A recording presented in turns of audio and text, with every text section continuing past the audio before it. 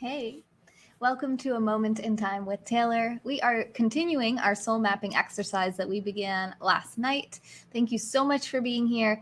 If you're new here to the Next Juice channel, I'm Taylor, and I go live here on this channel every single day, 7 days a week for 3 hours a day. And this is a community of people who are connected on one specific thing that we all value, which is positivity. So we do tons of different stuff on this channel, but the one thing that kind of bonds us and binds us all together is our love for positive energy, our love for positive thinking, our love for positive experiences with each other. I just remembered I'm not going to be able to see super hearts unless I put my phone on. I knew I was forgetting one piece. Sorry, guys. Still getting used to StreamYard. Today is day 3 that I've been using this software, so bear with me. Hello, everyone who's coming in live. I am going to read your comments in just a second. Let me just pull up the stream on Periscope. Anyway, we are live on both Periscope and YouTube. So if you're having any issues on Periscope, then you can watch on YouTube if you prefer. Hey there, Mike. I see you. All right. Who do I see? I see Mike. I see Mark. This was the first comment of the broadcast coming in on Periscope. You like it? Thank you, Joel. Yeah, so my Next Juice logo actually has the word Next Juice on it, but it's gray. So with the wall, it actually kind of blends in and looks a little weird. So I decided to just use the juice box part instead. Hey there, Tidewell. Tidewell's getting his dance on. We got Sarah in the building. Hey, Sarah. We got William over on YouTube. First comment that I have coming in on YouTube. All right, Joel with the compliments. We got Jamie. Awesome. Good to see you guys. So good to see you. So we are going to dive right in. I'm going to recap what we had from yesterday. Let me edit this because this is a different link today. So some of you guys were here last night and you know that I was inspired. Oops, hang on. That's old. That was from yesterday. Sorry, guys. I was inspired by my own mom to do this broadcast, to do this exercise. It's called soul mapping. And it's basically where you map out your history and it's from where you started throughout your entire life up until this very moment.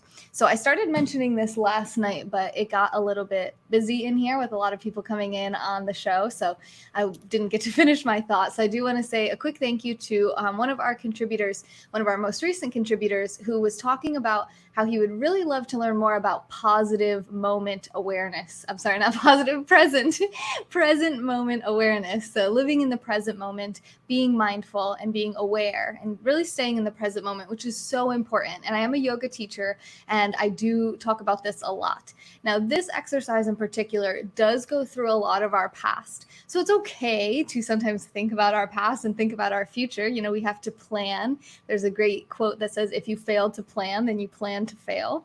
So it's important to think about the future and envision your future and put action towards your future.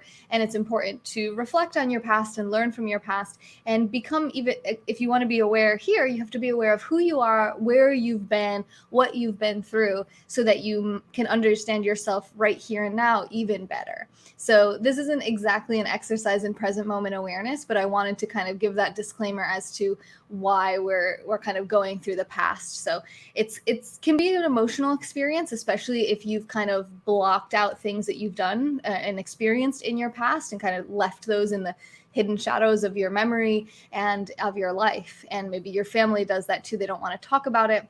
And you haven't really thought about it in maybe many years. So give yourself some space, take some quiet time, kind of do this on your own, get a pen and paper. I have my little journal, my notebook here that I've been working with this on, and I'll review the questions that we went over yesterday. So my mom actually taught me about this exercise in her podcast, which I want to share with you guys here, if I can remember how to do it.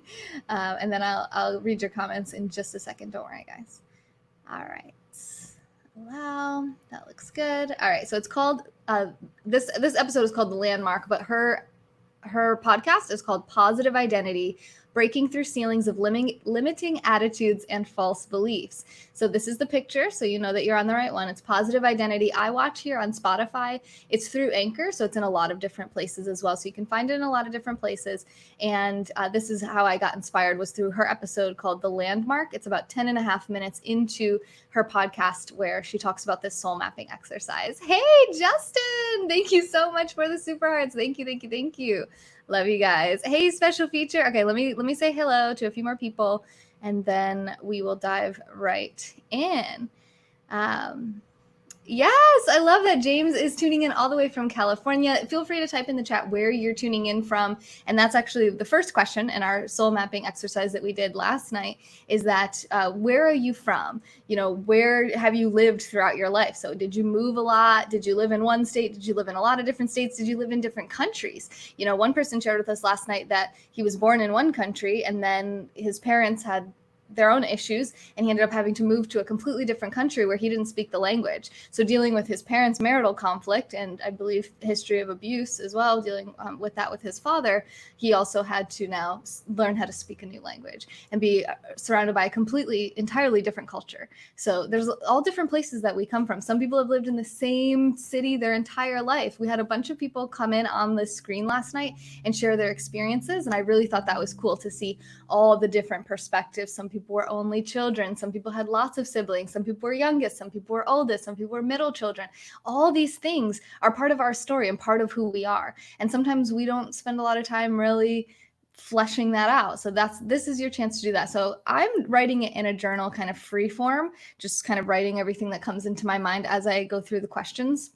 You might do this the way my mom did it, which is in an Excel spreadsheet where she actually kind of made like a section for each, I think, each year of her life, potentially, each grade, each year, like, you know, how old was she? What grade was she in? What are some things that she remembers from that part of her life? And then she went to the next year and the next year, and she really dug in year by year through her entire life, all the different places that she lived. And she remembers that when she was 40, she had made a list of all the places she lived, and she had lived in 42 places.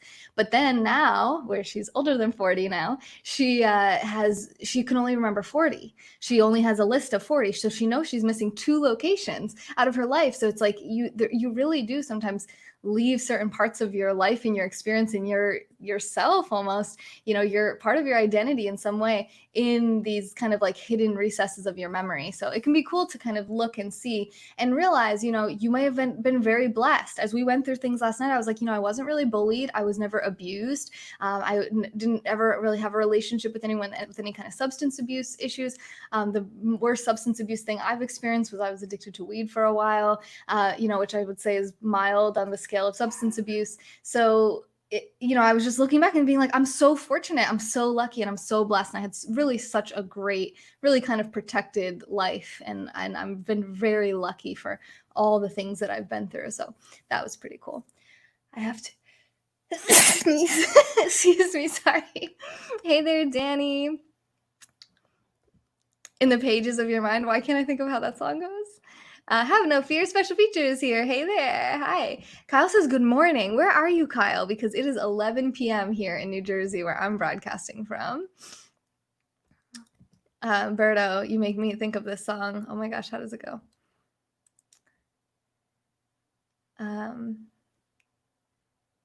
Does it start with Country Road? Country Road, let's go. It's a me. Mario, Mushroom Kingdom, Mamma Mia, take me home to the Rainbow Road. Okay, anyway. Shout out to Jairus Cook for introducing me to that song. Actually, shout out to Trevor who introduced the song to Jairus, who then sang it for us, I think on this channel, maybe on his own channel. Oh, wow. Thank you so much. Thank you, Call. So Call said, I just wanted to let you know a while back I had an IT band issue. You suggested your YouTube and I saw it and it helped me a lot. Kudos. Kudos to you for taking the initiative to heal your own body, you know, and big shout out and kudos to Wolf Puppy, who is a broadcaster here on Periscope. Let me put her username here in the chat. I'm going to put it in the chat on both Periscope and YouTube. I'm not sure if she has a YouTube, but if she does, I'm sure it's under Wolf Puppy. So this is her username. She actually had suggested that I make that video. She was having issues with her IT band. So I actually did the research on yoga positions for people with IT band issues and made that video specifically for her and anyone else who was suffering from that. So she's actually the reason I made that video. So really should be thanking her, but you're welcome. And I'm glad that it worked for you. And also shout out to the internet, which helped me to discover which poses were really good for IT band issues. Because sometimes we learn like all the poses and kind of how to teach and how to manage our time and do meditations and different like physical adjustments when we learn to be yoga teachers. We don't necessarily learn like every single potential, physical ailment someone may come to you with. So that helped me to learn as well. Mickey, it shouldn't be abuse. Thanks, Jerem. Danny comes in and she sneezes. She's allergic to. I'm not allergic to you, Danny. I love you. I love you. I was sneezing because you took too long to get here, and I was allergic to your lateness. Just kidding. It's only been a few minutes. But anyway, what's the scope about? We are doing soul mapping. We are doing soul mapping. So I kind of just went over that, but feel free to kind of jump in here and catch up. That was creative. My ASMR is also on my YouTube channel. So I'm just answering questions real quick. Hey, Mal, it's on my YouTube channel, which is the same as on Periscope. It's NextJuice. So go to youtube.com/NextJuice, NEXJuice, JUICE, just like down here. Or you can just click the link in my profile. And then my YouTube link is at the top of my website. Or go to the contact page and all my links for everything is on there, from TikTok to my Discord channel, everything. My favorite new ASMR tool is the stick that sounds like rain, and it's called a rain stick. I have it, but I feel like we should get to the soul mapping because we got way off track last night, and in 3 hours, we didn't finish the exercise. We only got about halfway through. So if you want to hear the rain stick, go check out some of my ASMR videos on YouTube. And right now I'm gonna recap the questions we went over yesterday. So I already said, where are you from? This is city, state. Was it rural? Was it urban, suburban? What was it like? Were you from the north? Were you from the south, east coast, west coast, Midwest, the plain states, maybe another country? Yeah, another country.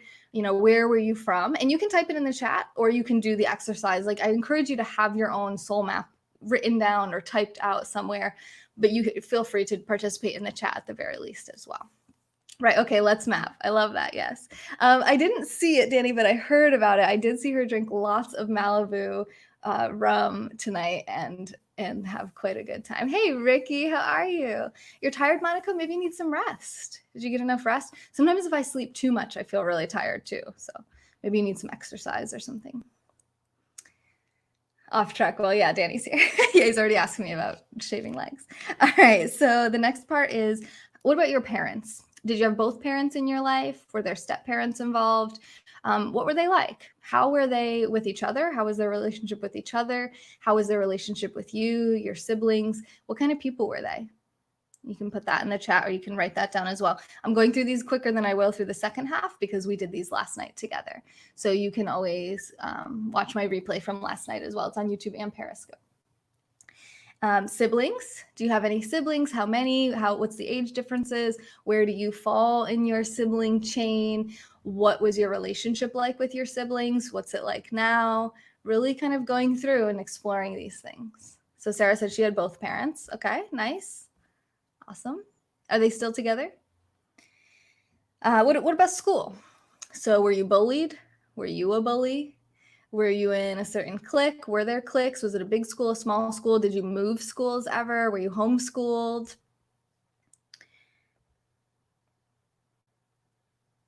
Did you have a lot of friends? Did you find it hard to make friends? How about your childhood? What was your childhood like? Was it you were an only child? It was like you and your parents all the time? Did you travel a lot? Did you hang out with your cousins? Did you have your grandparents in your life, your aunts, your uncles? Kind of family life, like growing up, what kind of do you remember from your childhood? Hey, Dwight, it's okay. You can totally be late to the party. You're the third of three. All right, awesome. So Sarah is the youngest. What's a little interesting about my story is that I grew up as the youngest. My half sister is 7 years older than me, and I grew up knowing her my whole life. When I hit the age of 19, I met my dad, and he actually had a couple kids who are younger than me and a couple older than me that I've never met. But it was so then I became a middle child at 19. So it's kind of different than most people's experience, I think. But some people had some pretty interesting similarities from last night when we were talking. Public school, me too, yeah. My role model was my granddad, so that's my dad. Awesome, Danny. Oh, Daryl. So Daryl has lost both of his parents. Was that recent, Daryl? I'm sorry to hear that. You did something similar like a year ago. Oh, this soul mapping exercise, Kyle. How did you like it? Middle child. Yep, middle child syndrome. People were talking about that last night, being overlooked. Yeah, for sure. All right. So then the next question is, who had a big impact on your life? Hey there, Hizo. Who had a big impact on your life? And it could be good or bad. So it could be like someone who motivated you, inspired you, kind of helped to catapult you into some great things that you did. And it could also be somebody who had a really negative, really big impact on you. Perhaps you were abused or assaulted or just told something that really stuck with you, something someone said about you that just really, you just remember it so well, that really kind of stood out. I actually just remembered one of my own. I'm going to write that down and then I'll share this story with you.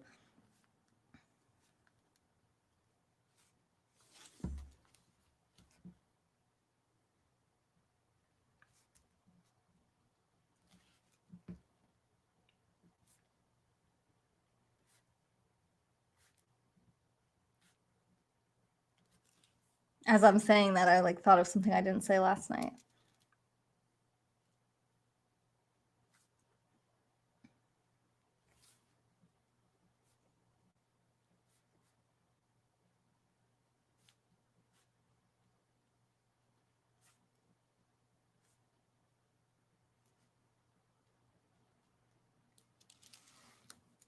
Actually brought up a little bit of emotion. We were joking around last night saying, if you do this right, you're probably gonna end up crying. So kind of a joke, but also I could feel that a little as I just reflected on that, even though it's a little silly. It's my time of the month. I'll blame it on that. But I actually had an ex when I was about, I think from the ages of about 15 to 16. And I remember a couple things that actually impacted me because I remember them still quite clearly. Let me write one last thing.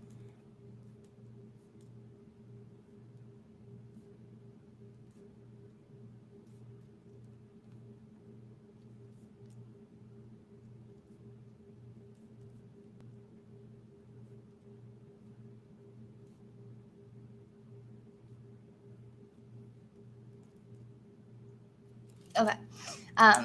So I remember one thing was that I remember some conversation we had on my front porch one time. I remember it pretty clearly. We were having a conversation about, it was kind of like a would you rather. And I'll pose this question to you guys. So would you rather be homeless and have love, or would you rather be wealthy and alone? Something along those lines. Hey there, Linda. No, not him, Danny. No, an ex from my teenage years, Hey, Sugar, how are you? Ben, hey, how is golf? Oh, I said I wasn't going to ask you about it. I said you could just tell me if you wanted to. I didn't ask.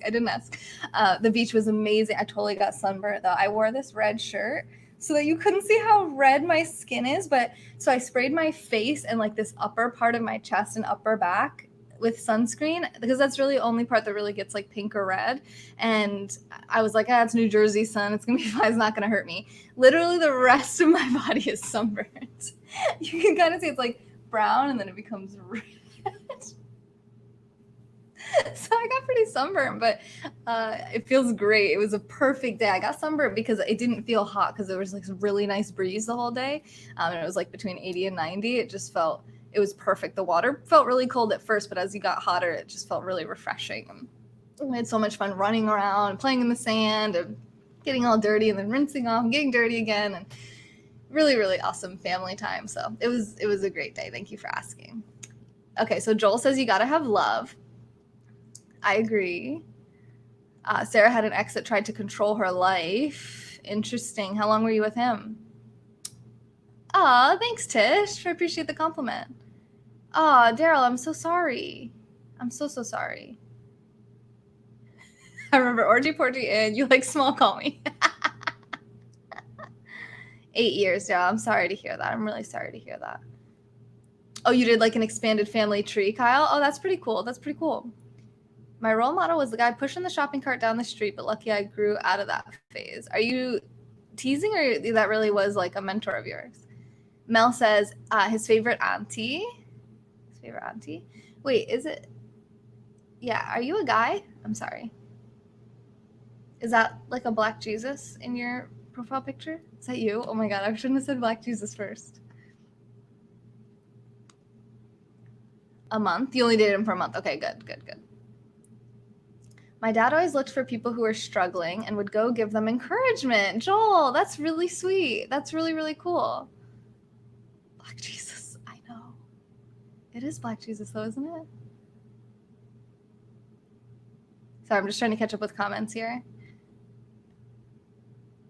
Parents were college graduates. Your brother and you attended the same college. Wow, see how these things really impact you. Really, they can, your identity. And that was one of these questions. So about who really had a big impact on you.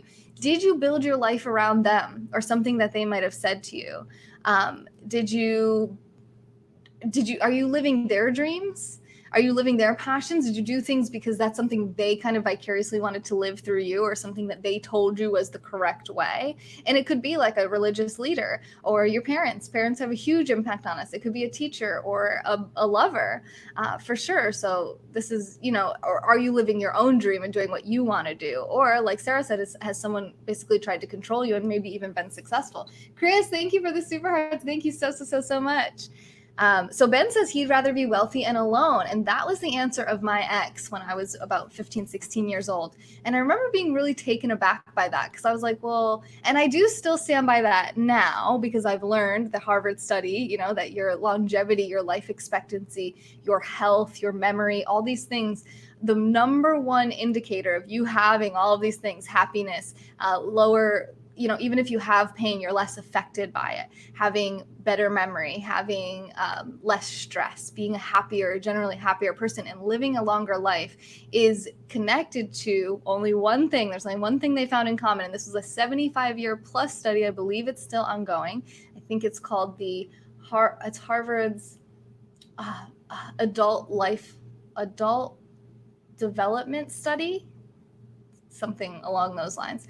And they found that the one thing that all these people had in common that had all these positive outcomes was that they had a strong relationship with someone who they believed had their back and they had theirs. Typically going to be a spouse, some type of really, really strong companion, probably someone you live with, someone you're interacting with on a daily basis. This is the number one indicator of long, happy living. So I didn't know that at the time, but I know I've shared this with you guys last night a little bit. I didn't have a great relationship with money growing up.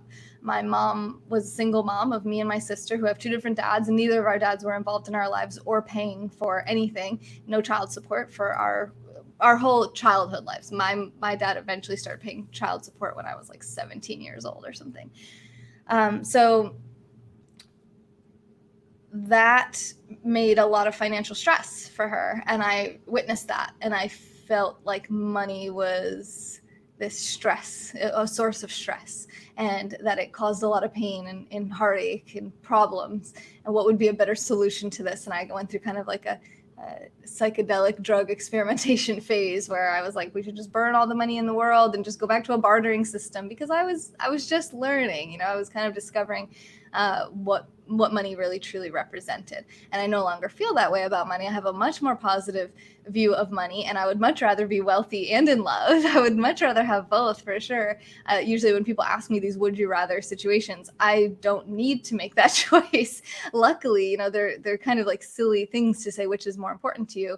They're both things I would like to have and I'm open to having, right? But I remember we had this kind of argument. We had this disagreement. He said wealthy and alone, and I said homeless and in love. And because I really valued that, and I shared that last night too, that I cared way too much about boys in that stage of my life and being loved and liked and having a boyfriend. So us having these like fundamentally different values, I remember it really stood out to me because I still remember it to this day. I was having this conversation, I felt like he kind of looked down at me like, oh, you're so naive, like it's so much more important to have money than it is to have love. And I just remember being kind of like put off by that. Like, oh, I don't like that he feels that way. That's probably not great, that I would not be a priority or something like that. Another thing I remember is I think he was the first person. He was either the first person to tell me this, or he was the first person to tell me this, and I actually cared what he thought, because I really, really, really liked this boy. This was probably of most of my exes at this time in my life, and early, like teenage kind of love. I really liked this guy, and I really never thought I would date him. He was like one of those, if you've ever dated someone, you like really like them for a while, and then all of a sudden they're just like yeah, let's date. And you're dating and you're like, well, it's a fairy tale, you know? So I really like was very attached to this guy and what he thought of me. I really didn't want him to like leave my life. And he told me that it seems like I always have to be right about everything. Like I always just need to be right. And I care so much about being right and proving my point or something like that. And I remember being like, oh God, that's probably not a good thing. And it stuck with me for, how long has it been now? Like 13 years? And I remember that and I still struggle with that. I'm like, okay, I got to work on that. And I've definitely heard it more throughout my life since, because when I hear it, I don't hear it a ton now, but when I've heard it over the past 13 years, it kind of like triggers that same thing. It has a big impact on you. These little things that people can just say, they'd be like, oh, you seem like you always have to be right. He probably doesn't remember saying that, you know, like that's not a big deal to him. He was just making an observation about me. But to me, that was like, oh, that's something he doesn't like about me. What is that? You know, I no longer have value. And also, it's something that was true. It was really a character flaw in my personality. And I think I was defensive about it at the time, but I've become more aware of it over time. And I still have to remind myself, I would rather have peace than prove that I'm right. I would rather have love and friendships and connections than to have to prove my point or try to convince someone that I'm right and they're wrong, which almost never happens anyways. How often do you have a conversation with someone, you both disagree, you leave the conversation, you both have the same point of view you had going in, but now you don't like each other more because, you know what I mean? You had that like tension. So I've gotten older, I've gotten wiser, but he was the first person to say that to me. And then the third thing that he impacted me in a big way, I would say, is he was the first guy that really dumped me. I had like on again, off again relationships before that, but he dumped me out of the blue. And I remember being like so heartbroken when he broke up with me and just being like, why? Like what went wrong? Like I was so happy and I was so in love with this guy and everything seemed to be like just this dream life. And I was just so crushed when he made that phone call and dumped me. And I just remember crying a lot, being really upset about it. And it was pretty much because I wouldn't sleep with him. I was saving myself till marriage at the time, and he never pressured me or anything like that, but I think he just came to a realization that he wanted to have sex, you know, as a 16-year-old boy. And I didn't want to have sex. So he ended the relationship so he could find someone who would want to have sex with him. And that was hard for me because I didn't really want to like break my values, but I also didn't want to lose the relationship. So it was I just remember that being like it had a big impact on me for sure. Then listen to consent lecture, Mickey. Sorry, let me catch up on the comments here. Soul mapping. So Wild Green Child, this is where you kind of go through your life, you go through your childhood and you map it out and you kind of go through like what things have influenced your soul and your identity and kind of like molded you into the person that you are. Things that you might not have thought about in a long time. I haven't thought about what I was just talking about in a really long time. You know, I remember him, but I didn't think about like, you know, just remembering like being in my room, being on the phone with him, like, hey, what's up? Like, you know, if you've ever gotten dumped, which I really haven't been dumped, like before that or after that. I just remember like it was a terrible feeling. If you've been dumped, you probably know what I'm feeling. You know what it felt like, especially when you weren't expecting it and it just kind of like hit you. Like you think everything's great. Oh yeah, like we're so happy we're gonna be together forever. And then they're like, oh yeah, no, it's over. And you're just like, what the actual hell just happened? Like this big smack in the face from life, you know? So it's Yeshua from a true historical view. He would have been Middle Eastern, right? I don't understand why he's usually portrayed as white, but would he have been black?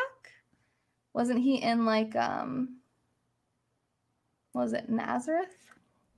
I thought it was the Middle East for some reason. It's true, he made the best tinfoil hats ever. Oh, that reminds me, I have to do my tinfoil face mask.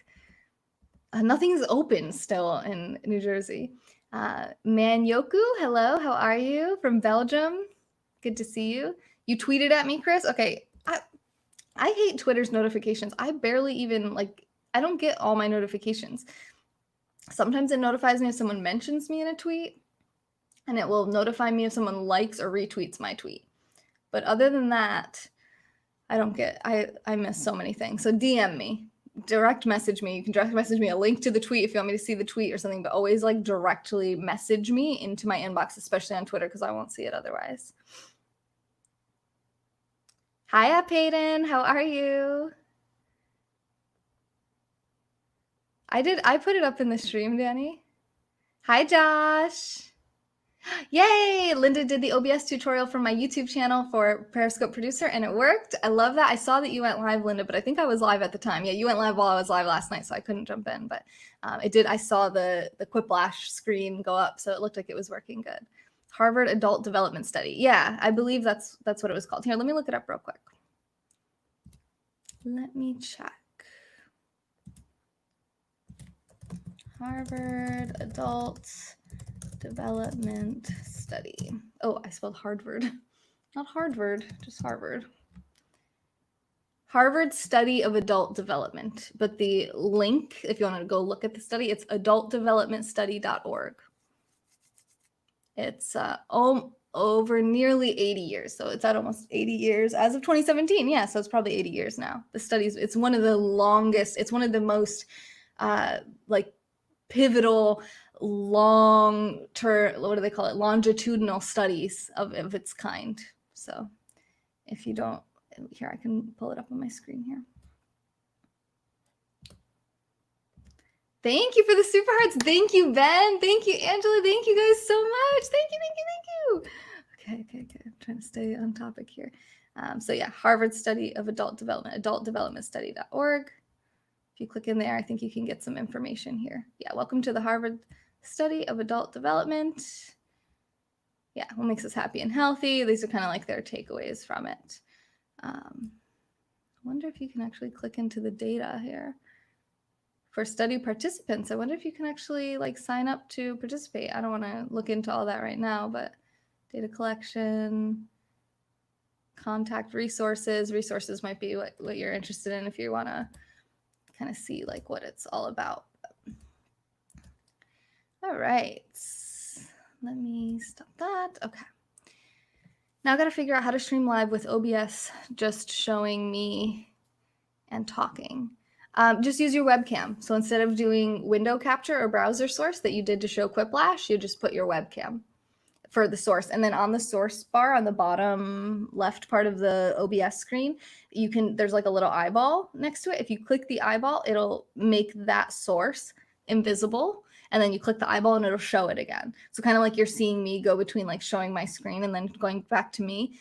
This is a little bit different what I'm using, but OBS, you just like hide and unhide the sources. Or display capture. Display capture is only if you want to share your entire screen, which is not usually to be advised. Money is best used to bring people together. Oh, okay. Well, money can be a great way to foster experiences, right? So to like go on a date or take a trip and have those really memorable experiences with somebody that you love. Hey, Jack, how are you? Hey, Rehab, how's it going? Me, caveman. You, cave woman. You come to cave with me. Just remember, the past doesn't define you. It doesn't, but it impacts you. It influences you. So it's important to at least acknowledge it. So that's what soul mapping is. So you just write it down, like I'm just writing it down in a journal, or you can put it, my mom did like an Excel spreadsheet with each year of her life. She kind of mapped out anything she could remember from that year, what grade she would be in, because she remembered her teacher, her friends, where she lived. Because my mom's she moved almost every single year for 40 years, more than once a year actually for 40 years. So she moved a lot. So she had a lot of different things that she tried to kind of like compile. I'm just kind of free form journaling it out. I do talk a lot about my past and my experiences and things I remember as a live streamer. I'm really blessed to kind of do soul mapping with you guys on a regular basis. So I do remember a lot of the big pivotal moments of my life because I use them as teaching opportunities and try to prevent you guys from making the same mistakes I made, or try to teach you the lessons I learned earlier than I learned them, or, better late than never. But yeah, the past doesn't have to define you, that's for sure, but it can impact you more than you might realize, I'm under the impression that wealth can get you anything and everything. It controls so much.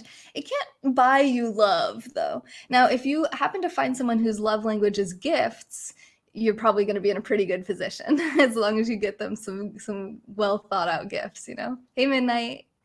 Oh, thank you for the super hearts. Who did I miss here? Miami Christine, hey, what's up, Miami? Oh, I love Miami so much. Thank you, Mickey, for the super hearts. I think I thanked everybody else on there. If I didn't thank you guys, really, I appreciate you so much. Money is a more utilitarian need, but money is ultimately empty. Money, so I view money, it's a storage of it's a storage of labor. So typically money represents work that somebody has done. So when you have worked for something, it's a way to store that, because say you worked and you got paid in pineapples. Okay, I just thought of pineapples because I have this from the other day when Sonam was on my channel. Hey guys. So say you got paid in pineapples. Now, that's great. But if you work really hard, or you're like a top performer, a top earner in your company, you might have more pineapples than you need, or that you can store effectively, or you want to carry around. And maybe someone has something that you want. Say somebody's selling glasses. So you're like, oh, I really would like those glasses. How many pineapples for the glasses? And the people say, I don't want pineapples. I don't even like pineapples. Well, now you need something that you two can agree you both value, that is a standard, so like it's worth this amount universally. And that's what currency is. That's what money is. It's a representation basically of work, of labor. And if you haven't read, was it Adam Smith's Wealth of Nations? I think he's kind of one of the first people to really like put that into words. So not bartering, currency, money. So if you were exchanging pineapples for glasses, that would be bartering. And people can do bartering in some, like I used to do bartering with my massage therapist. I used to teach before I moved away from New York, but I used to teach her a yoga session for an hour and 15 minutes, and she would do an hour massage. So I would teach her yoga, she would give me a massage, and we would barter our services that way. So that's bartering, right? No money is actually being exchanged. But if she didn't want a yoga session, she would probably want money. And if I didn't want a massage, I would definitely want money. So most people, and you can do things for free too, right? You can do pro bono, you can do charitable donation type work. But in terms of exchange, not everyone's going to want the things that you have to exchange. And if they're perishable goods, like a pineapple, you have to move that quickly enough that it's not perishing. So a good true currency is something that doesn't perish, right? Which is why they use paper. Now, paper is very easily destroyed, a little bit different than like silver and gold, which is probably more widely accepted as a true currency. But let's not get into all of that. So that's my new view of money in a nutshell. Okay. Teenage love, seriously, right? It's so intense. Oh, hey Ryan, good to see you. I'm glad you found another good, positive, awesome scope on here. After needs are met, more money won't fill you up. They found, I think it's like $80,000. Like any amount of money that you make up until about, here, let me put this on the screen, up until about $80,000, like it actually does increase your happiness. Like money does buy happiness. Like you actually, because you're less stressed, right? So it's an inverse relationship. So you might not be like, it's not like you bought happiness, but it's like you bought security. You bought stress relief, right? You have a nest egg, you have savings now. You can afford to go on trips that you want to go on. You can get the things that you want in your life. You can buy gifts for your loved ones. You don't feel so pressured when the bills come around. So it actually does increase your happiness. It decreases your stress and therefore increases your happiness up until about 80,000. Last I heard was a study that they had done. Above that amount, it really makes pretty much no difference. That was pretty much like the threshold at which it significantly boosted your happiness. But once you're at about 80,000, from there to $1 million a year, it's really not a happiness changer at that point. It's more, whatever, services and things that you're providing in terms of actual monetary value. It's not. And if you think that more money is going to make you happy, you're probably being misled. Hi, David Dunn. How are you? We lost our souls, Nick? Maybe. So here we can recover them, right? Through soul mapping. Soul mapping. No, not soul mapping, SOLE, like your feet. Used to be a gold standard. Yep, 1971. They removed that. Live in the present. Yeah, I talked about present moment awareness a lot in the beginning. Let's put Jack up on the screen. Hey there, Jack. Under display capture, you choose your webcam. No, video capture. You mean video capture? It's called video capture to do your camera, on OBS at least. Display capture is like a screen share. Your whole screen, it shares your entire display. Are you ghost? No, wait, I see you right here. I think I'm just way behind on comments. I'm trying to get caught up. Stay hydrated, drink water. Happy New Year, you too, Danny. All right, I got water.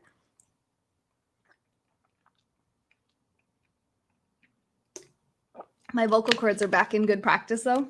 When I got back from Florida, I could barely stream for 3 hours because my throat would just like dry up so fast. But I think I got it back. I still got it. And also drinking water is important because this crazy sunburn I got today. All right. Quit making your name longer. Live in the present. I like that one. Next. Take a breath. Hi, Emily. I'm trying when I try to get caught up on comments, I start picking up the pace. My education. So I graduated high school with honors, and I graduated with my associate's degree on the president's list in psychology just about a month ago.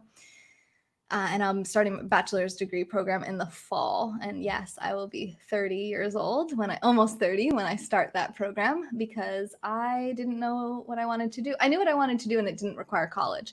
Now I want to be a therapist, and to be a licensed therapist, you need a master's degree. So I'll jump through the hoops if they're going to make me, but I learn a lot more when I self-study, which is what I've done for the last 10 years, with the exception of the last 1 year.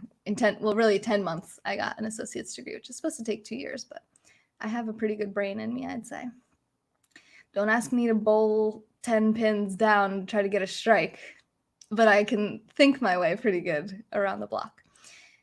Did I just say I've been around the block? Moving forward, if y'all leave for 15 minutes when you get back, she'll just be reading your comment. Mickey, why can't it buy you love? Look at all these professional athletes. Do you think they would be in their same relationship status if they weren't professional athletes? Well, what do you mean relationship status? Because they have someone?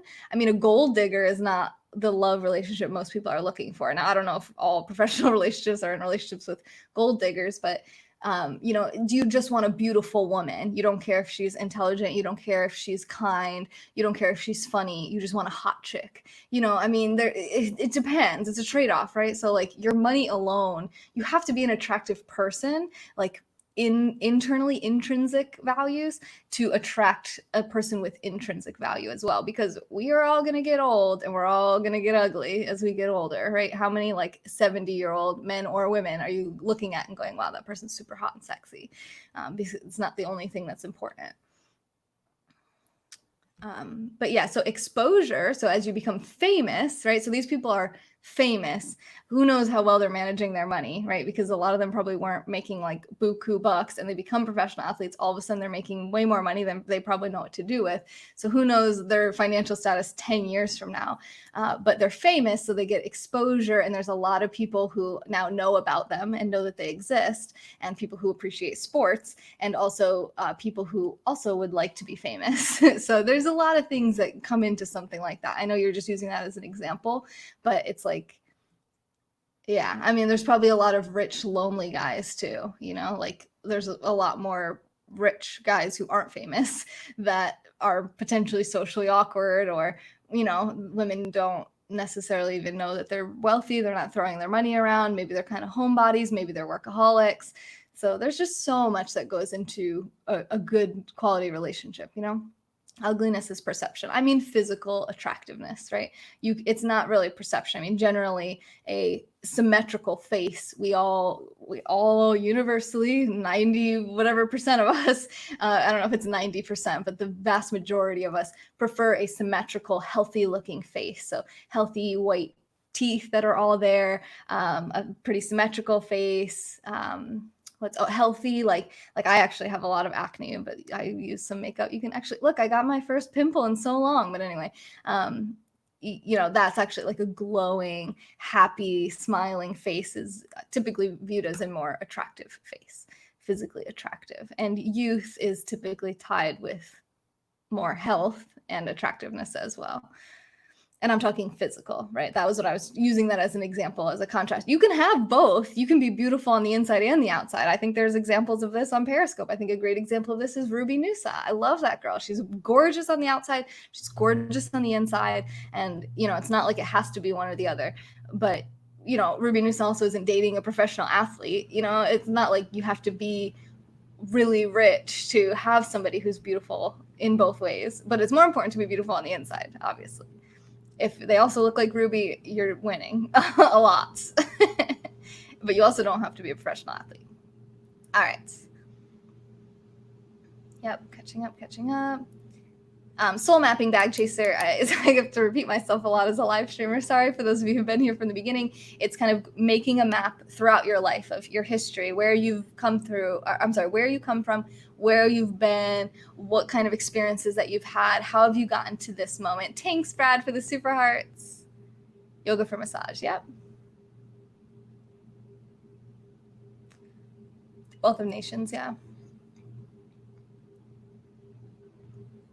Mickey.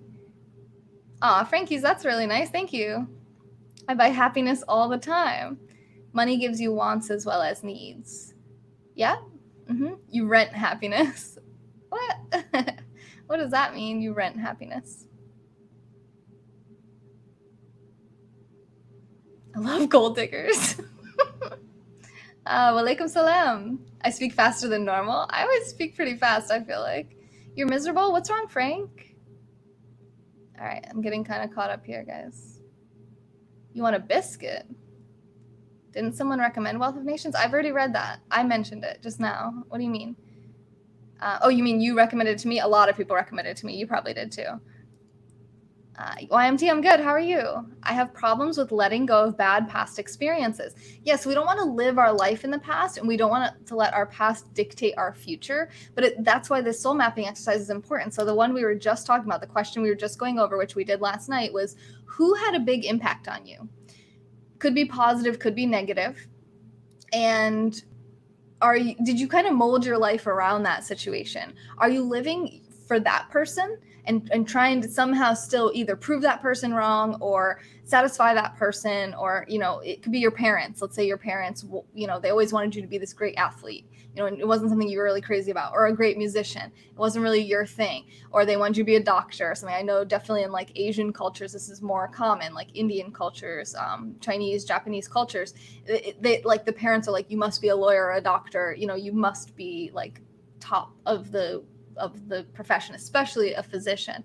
And that might not be your dream. So are you living your parents' dream, the dream they had for you? Are you living your own dream? Is it some ex told you that you were never going to amount to anything? My mom shared something last night, which I never knew. Oh, no, she didn't share it last night. She shared it on her podcast, which inspired me to do this whole thing. She had talked about something my grandfather had said to her at some point. He probably didn't even think about it or something. He just thought it and said it and was kind of insensitive. He had told her that she was always going to be a dependent, that she would always be a dependent of someone, basically that she would never be independent.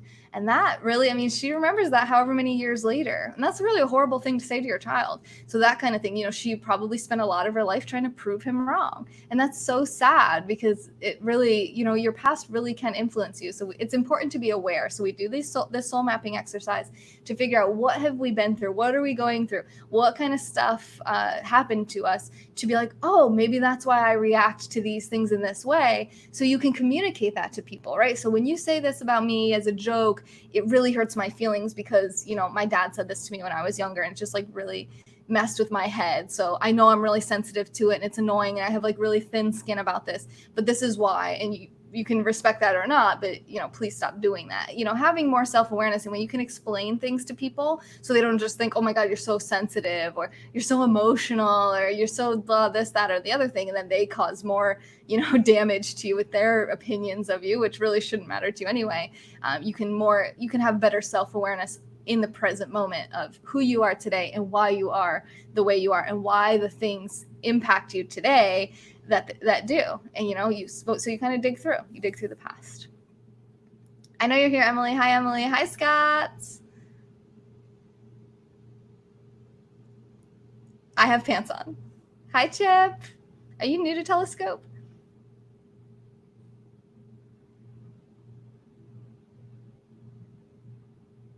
Crazy tabloid celebrity divorces. Yeah. There's a lot of temptation when you're famous, for sure, too. Because there's a lot of people trying to get your money, trying to get pregnant with you. I guess I need to become famous. Hey, stop talking about me. Ben got a bowling alley in his crib.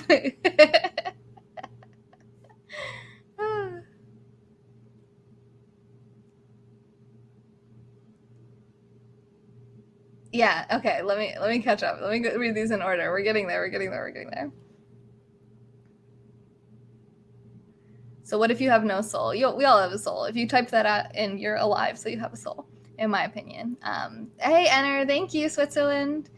Is this the kitty cat scope? I don't know what that is. It's not the kitty cat scope. Only time money don't buy me happiness is when I buy super hearts to give them to Taylor. Our possessions will own us. That's what I wanted to comment on. Duo Dad, that is a great quote from the movie Fight Club that you guys may recall, which is that the things you own end up owning you. So if you try to buy happiness in possessions, you can be anxious about those possessions. Have you ever seen like a guy with a really nice car, or a girl, but mostly it's more of a guy thing generally, stereotypically, a guy with like this really nice car, but like you can't touch it. You can't get into it with your shoes on. You can't even look at it. Don't even look at it because you might like do something to damage it. He's so anxious and anal and like he's got this stick up his butt about his beautiful, precious baby car that can't get even like a scratch or a dent. It ends up owning him. He spends his life trying to protect this car and make it look shiny and nice, and it almost represents his own identity and status in some way, and then it ends up like it doesn't buy him happiness. It's buying him more anxiety, more fear. If you had enough money to really afford that car, it would be okay if it got damaged, like many people feel about their cars. Like I feel like that about my car. I always buy like some cheap car. I don't care. It just needs to get me around and last a long time, be a good value. But if it gets dented or scratched or something, if I park near someone at a store and they open their door and it hits mine and it dents it, I wouldn't care. I've been really lucky. I don't think that's really happened. But if it did happen, I wouldn't give a crap because it doesn't own me. You know what I mean? I own it. I use it for my purposes. It's not the big deal.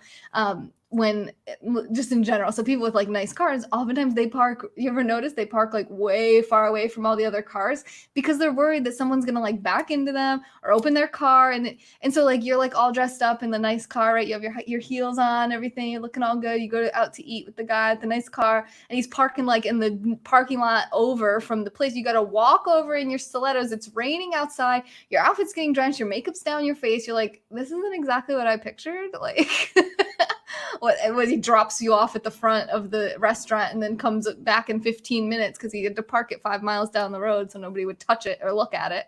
It's like, Jesus. Like Fight Club. Yep, Josh, you called it.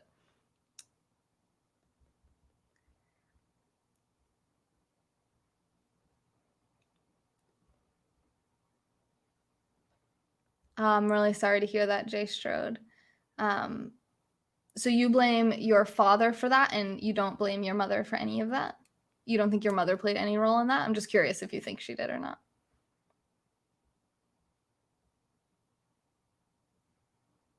In Asia, parents live with their kids and grandkids. What Asian country are you talking about? I'm 29. You can place things around you to make your body or position attractive. Place things around you? What do you mean? I mean, if you like hold yourself up more confidently, that's more attractive as well. Yes, Timothy, that is my plan. Why do you think you never had a corporate job, Johnny?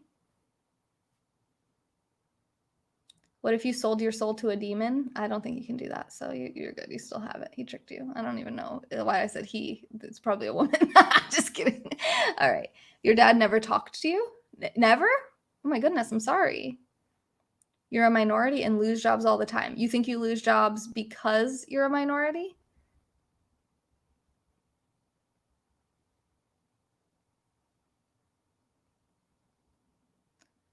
No one will hire you, but you try. Well, if you've gotten fired from all your previous jobs, when they call to get a reference, what do people say? Because I'm damn sure they don't say, oh, well, he was black, so we fired him. So they have to have a reason.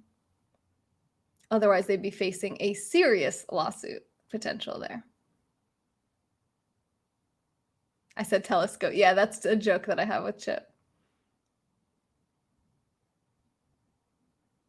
I don't even like mustard. Who?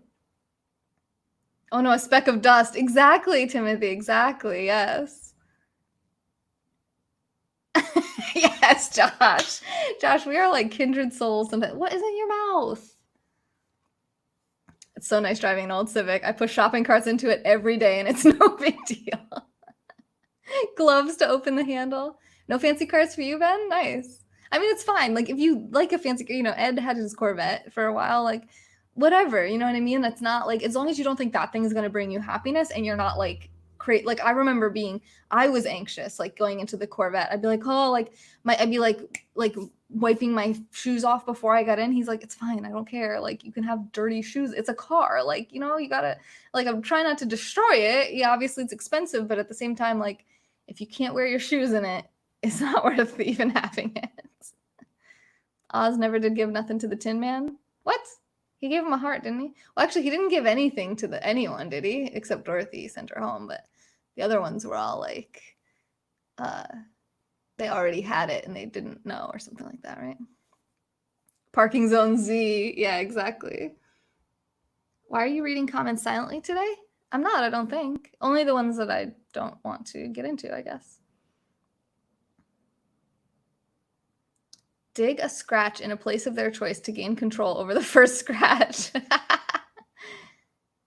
Danny's the kind of guy to make you leave your shoes outside his car.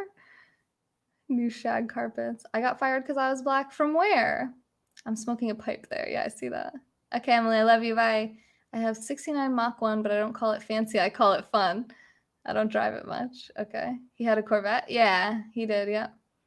Getting all hipster grilling with my tobacco pipe. I drive Ford F-250 every day. There you go. Nice. What happened to my drink tonight? My drink?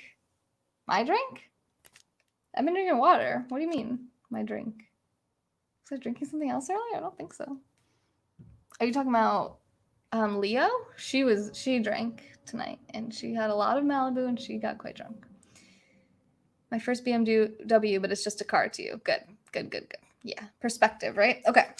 I got caught up with the comments, believe it or not. Mark Gage, thank you for the super hearts. Did I miss anybody else? Did I miss this one? No, that wasn't me. No, that was Leo. She was saying she was going to drink tonight. No, we have the kids. I don't drink when we have the kids. All right. The next question we talked about was negativity or positivity. You know, what type of energy and types of people were you surrounded by throughout your life? And you can comment it in the chat. You can put it on your soul map. What kinds of things were around you? And I don't think that was the last question we did last night. And I kind of said, you know, it was mostly positivity. What kinds of people were around me? I would have to, I do want to write this down. I didn't really feel like there was like a ton of people with a lot of high levels of intelligence around me. And I don't mean to say that everyone around me was dumb. You know, I would say everyone had pretty average intelligence. And I think that my intelligence is average. But I'm nerdy, right? I like intellect. I like intelligence. I crave that a little bit. So I think that maybe I'm slightly above average. I'm no genius. You know, I struggle with a lot of the same things everyone else struggles with, like complex math and formulas, things that I don't really care about or see the practical application to my life. But I do feel like that could have helped me a lot, is being around people who I could have intelligent conversations with, you know, before the age of my ex was like the first person I felt like I could really do that with. And I was 20 when I met him, so.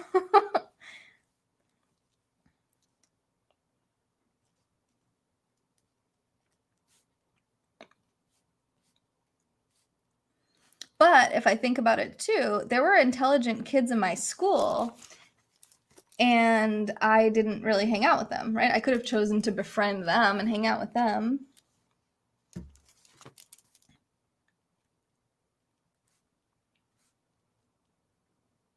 And I have cousins who are quite intelligent, but when we were growing up, we were kids. So I guess, you know, it didn't really get a lot of time to shine. But I think when I think about the kids who were really smart in my high school, a lot of times they were just very, I would say, like straight-laced or straight edge. They didn't drink or smoke or party. And my family does that a lot. You know, they like to party. They're not like, I'm actually not aware of anyone in my family who has any kind of substance abuse issues, but they do like to, like when we have a family event, we have beer, right? There's beer around. There's people in my family that smoke weed.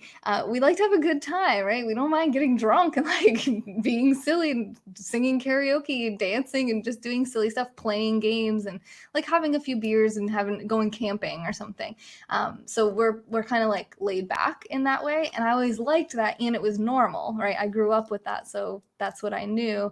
And I think that when I thought about hanging out with people who didn't like that, I felt a bit like repelled by that a little bit. Like I didn't want to be around. I didn't want to, like, I saw it as boring, right? I didn't want to just have, like, I want to smoke weed and have an intelligent conversation, not necessarily like, like go to bed at 8 p.m.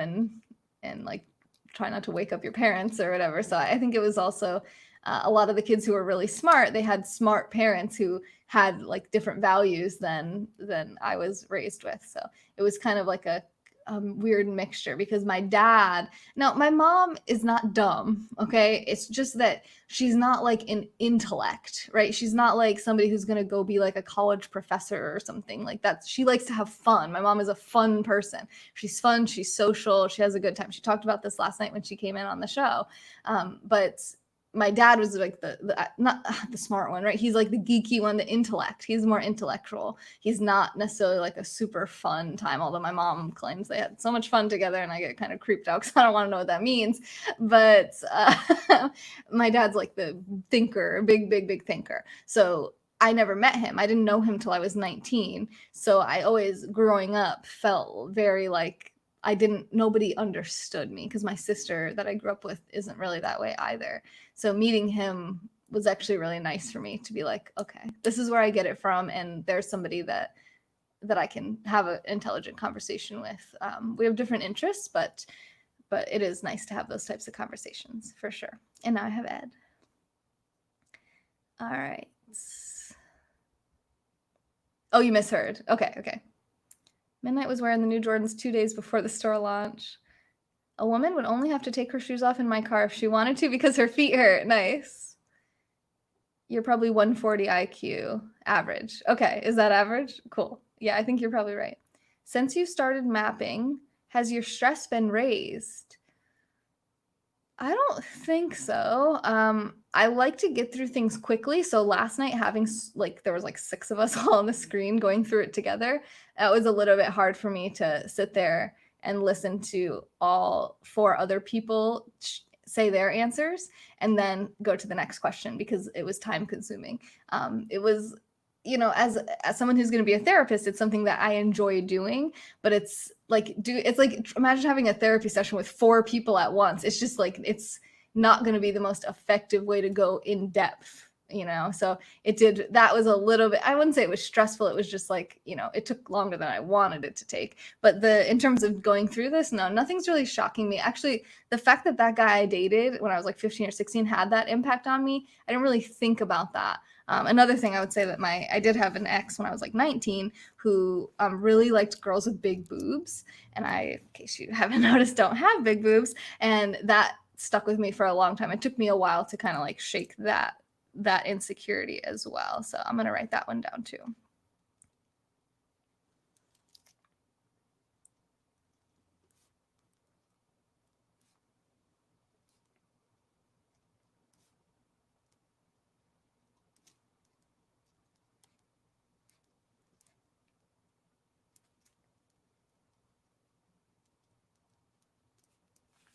And a lot of this, you can see it kind of boils down to like caring a lot what other people think of you. And he never told me I should get implants or like said anything. I think I saw like his porn history or something. And it was just like something where I was like, oh, like it's something that I can't fulfill for him. So he's always going to feel unfulfilled. He's always going to want that and not have it. And that was an insecurity for me, right? It wasn't like he necessarily did something. He wasn't the best boyfriend, but not because of that, which it just made me feel really insecure about my own body. And I wanted breast implants. I looked into it and I really seriously considered getting them. And I'm really glad that I didn't. No judgment for anyone who has them, but I'm just glad that I was able to come to a place where I feel secure in my own body and I feel confident in my own body. And all the pervs on Periscope actually don't really hurt because they perv out on my small boobs. And I'm like, okay, well, obviously there's people out there who don't need big boobs to feel satisfied. And that is a good thing for people like me with small boobs. So shout out to all my itty bitty titty committee members. They're much more popular than you might think because guys just like boobs in general, probably. Anyway, I appreciate that, Mel. Thank you. All still in the wrap, not a mark on them. The shoes. We are all bright, but some are brighter than others in specific fields of interest. Yeah, and maybe I'm just well-spoken or something. Maybe I give off the impression that I'm smarter than I actually am.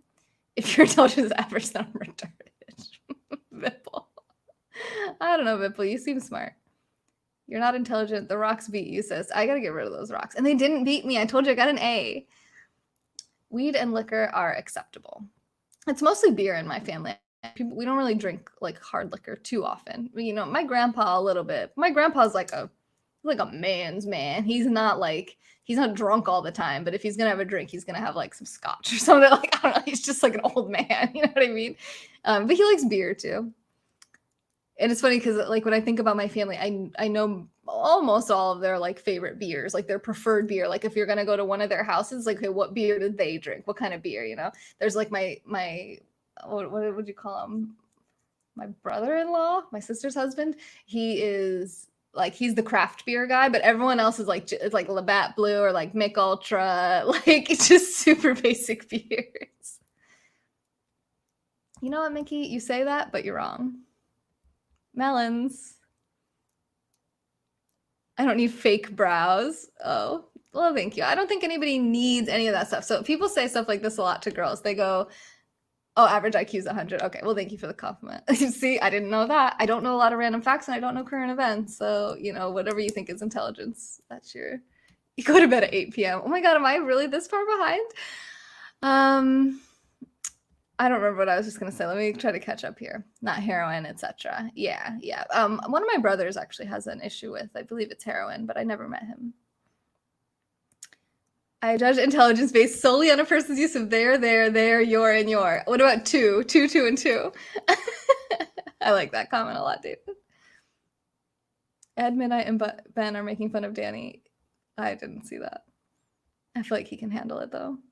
Is my background real? It is real, yeah. You want me to go touch the piano or something? Oh, did you find me, Mr. Mo, did you find me from Randy earlier? Because he has, like, the fake piano in his background. Let's see. Wait. How do you... Crap, I forget. Wait. Oh, that's it. Wait. Okay, can you hear it? Ready?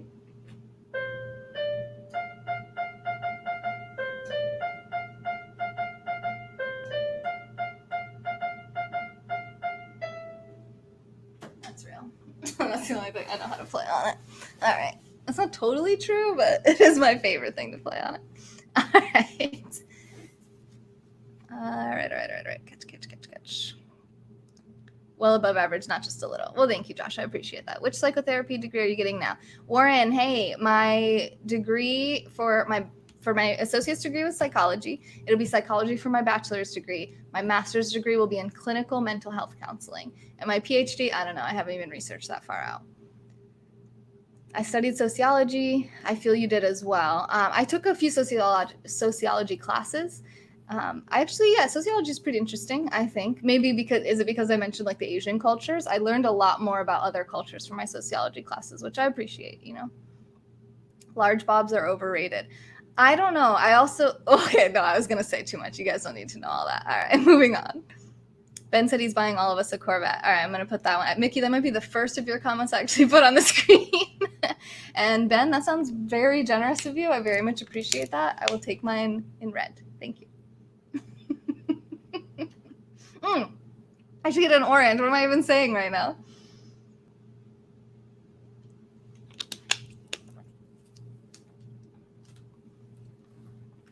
And here's Josh saying, I want a pink Corvette, Ed, because apparently Ed is now getting everyone a Corvette. I'll take mine in orange. Thank you. I will take one in red, one in orange. Sorry, Chip. I was just explaining our joke. Torch red. What does that mean? I'm just going to put this one up. That's what the emojis look like on my PC. Okay, Midnight. Thank you. Why don't I just put that up too? I think I weirded some people out. Crap, where'd that go? Because I'm quiet. Really, you know, some people are uncomfortable with introversion. We're actually going to get to that question if we ever freaking get there. We're probably not going to play games tonight, guys. I'm sorry about that. We'll do it another day. there's a great book. It's actually on my shelf over there. It's called Quiet by Susan Cain. And the subtitle, it's called Quiet, The Power of Introverts in a World That Can't Stop Talking. And you might like that book, special feature. You might enjoy it. Excuse me. And everyone should read it. Excuse me. It's happening right now. I'm like, whew. Maybe I need to take a breath. Okay.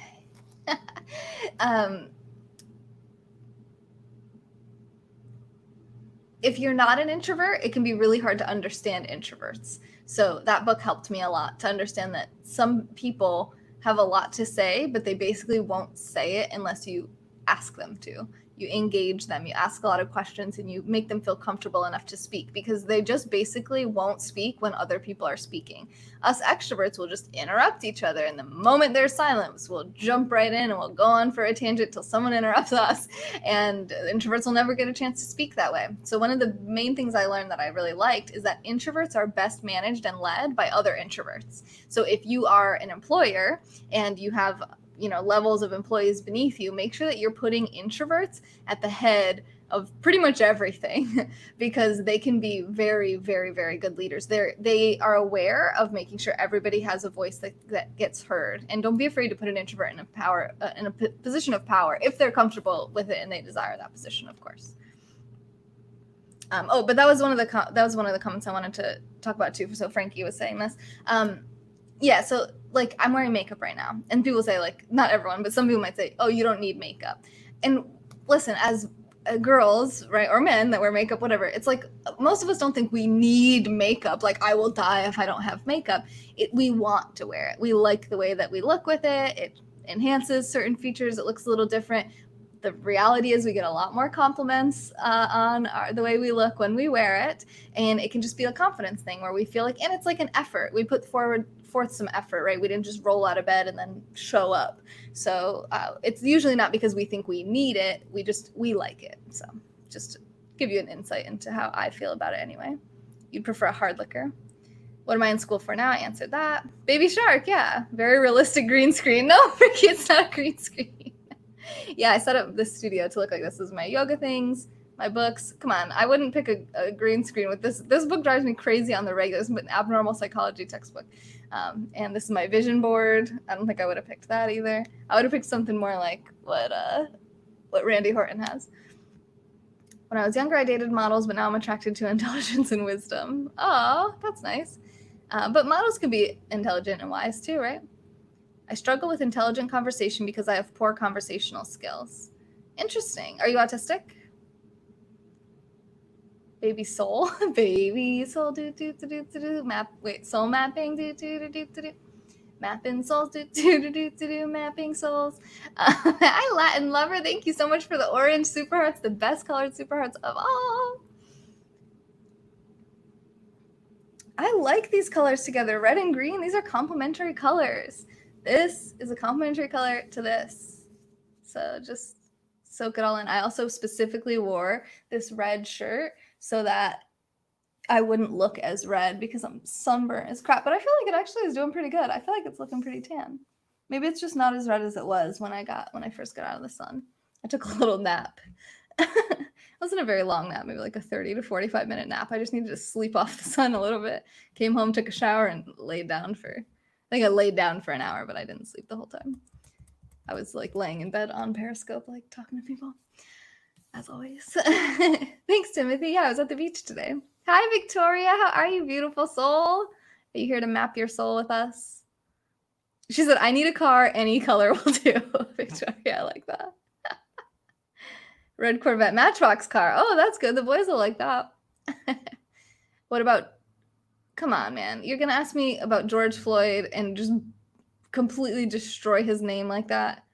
You literally wrote Goger. Goger Flowed. That's not a person. What about George Floyd? What would you like me to say? You know, that it was a good thing, that it was a bad thing? I mean, I think everybody knows no one should be murdered. Nobody should be restrained when they are passed out. I mean, come on, guys. Come on. My bad, I thought Ed was buying peanut butter. Introverted people are generally shy. Introverted people, typically, the standard introverted person is comfortable speaking with people they know. If they don't know you very well, they're not really going to speak up a ton usually. I'm trying to race, and they're also usually very good listeners, which could make for very good therapists. We talking about shoe mapping? Oh no, those are souls. You know what, Jose? That joke's already been made, so get some new content. Just kidding. Hi, Jose. How are you? Introverted people are single moms. Listen, my mom is not an introvert. She was a single mom, so that theory is bunk. So riddle me this. Okay. That's you. Nikola Tesla was introverted. He changed everything, but not exactly the first choice for presentation. Yep. Definitely an extrovert. I never shut up. I love that. Ben, I don't feel like you're like that. You don't come across that way in the comments or even when we play Fortnite together. Ashley, hello, you beautiful. How are you? I love your picture. Are people naturally introverted, or is it programmed into you as you grow from being a child? I think introverted or extroverted is typically more actually like nature. It's more genetically connected, like genetic, whatever. It's like you either are or you aren't. You're born that way, I feel like. But I also think that certain experiences can change you fundamentally and potentially even from an extrovert to an introvert. Especially, I would say, like sexual abuse seems to be something that really causes people to go from like vibrant and you know, energetic and extroverted and like open, and to being probably a lot more like withdrawn, cautious, shy, and maybe even introverted. Introverts need their downtime alone.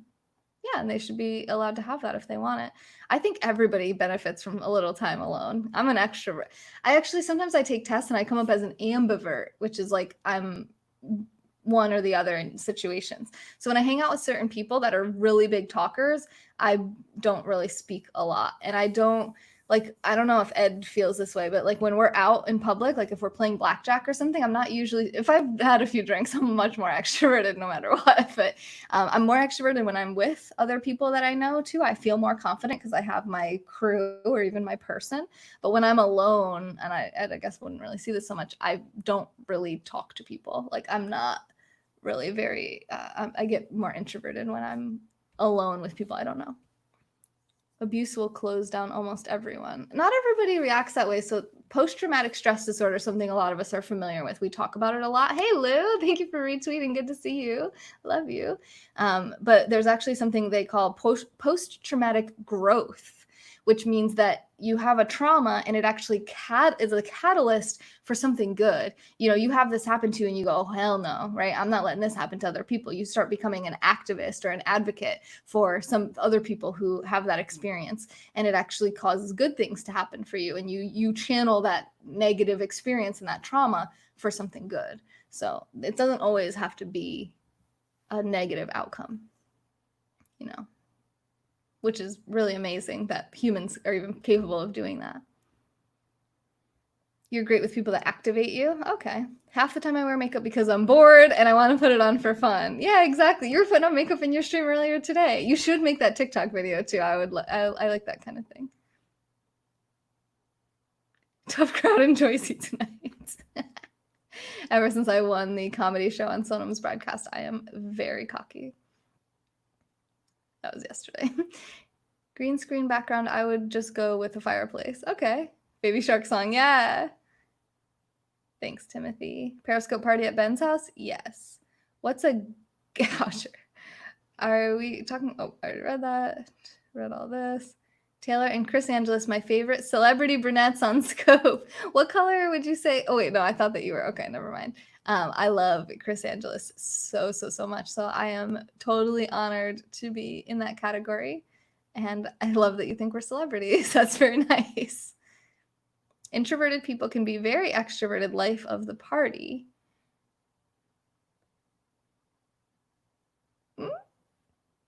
If they're around a bunch of people they know well, they can talk and open up.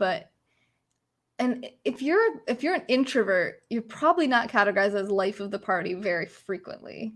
That doesn't make sense. That doesn't go along with an introverted personality type. I don't understand how that would even go hand in hand. Clearly you are extrovert. Yeah, I am, but I still need time alone. I don't always want to be around people. That's for sure. Yeah, born that way. I speak up to start conversations rolling. I feel like that's typically more of an extroverted quality. Abuse will close down almost everyone. And you said clearly I'm an extrovert. Maybe it's because I'm live and talking. Introverts can talk a lot. So Lou said, as an introvert, I can say I would not even go to the party. Exactly. That's much more of an introverted type statement. Yeah, for sure. There's actually a lot of people you see on Periscope are actually somewhat introverted. Actually, Sonam is somewhat of an introverted person. An introvert can speak, right? So if someone comes in and wants to talk to them, they can talk. It's not that they can't speak. It's when other people are there and speaking, they don't interrupt. It's like if someone else is going to talk, then I'm going to let them talk. I'm not going to interrupt. I'm not going to jump in. I'm not going to talk over them. That's more of an extroverted quality. When an introvert is in their zone, they can shine. Yeah, for sure. They can shine all the time, I feel like. I think introverts I think our society doesn't value introverts as much as they should, Need about 50-50 personal learning time and hanging with peeps. Yeah. Oh my God, Jose. I have a degree in psychology. I do, but it's only an associate's degree, so my bachelor's degree starts in the fall. That's why I said almost. Some don't let it affect negatively. Okay, yeah. PTSD can lead to PTG or just the opposite? I think if you have post-traumatic growth, you're probably not going to all of a sudden start having post-traumatic stress disorder, but I don't know if that's really been studied. Do I have any degrees? Yes. That's because psychology, you don't need math. You know what, Mickey? Why do I even read your comments? Hi, King. How are you? I love Chris Angeles. I spent time out my busy schedule to listen to an album of hers. She's awesome. She's a great songwriter. She's a really nice, awesome person. I love her. I've worked with her very closely, and I really can say she's an awesome person. As an introvert, I can say, oh, I already read that, sorry. I know people well at comic conventions. Yeah, so maybe that's in your zone, like someone was just saying. You so look forward to being alone, Tim? Yeah. Yeah, do you get any alone time in the situation you're in now? Yeah, it was Mel that said that, Mel Bear. I almost said Melbourne because it sounds like my favorite game, Melbourne. Hi, Matt. How are you? I remember being afraid to place an order at McDonald's as a kid. Yeah, actually, my stepsons are like that. They don't really like to place their own orders. They don't really like to talk to other kids, and they're twins. So I don't know if it's a twin thing. Ed said it's he read about twins, and it's a twin thing. They have their person, so I don't really need anybody else. So there's screw you, I'm not talking to anybody. But it's interesting to me because I was super extroverted as a kid. I don't remember this, but I've heard stories we would go to restaurants and I would just go around to other tables and just be like, hey, talking to random, and my mom would let me, right? Because my mom's super laid back. Everyone that has commonalities, I feel at one with. As an introvert, and I hold degrees, which in my opinion, you are not speaking knowledgeable. Because you hold degrees, my opinions about introversion, extroversion are invalid. Why? Hey, cardio therapist, I'm good. I know I haven't seen you in a long time. It's so good to see you.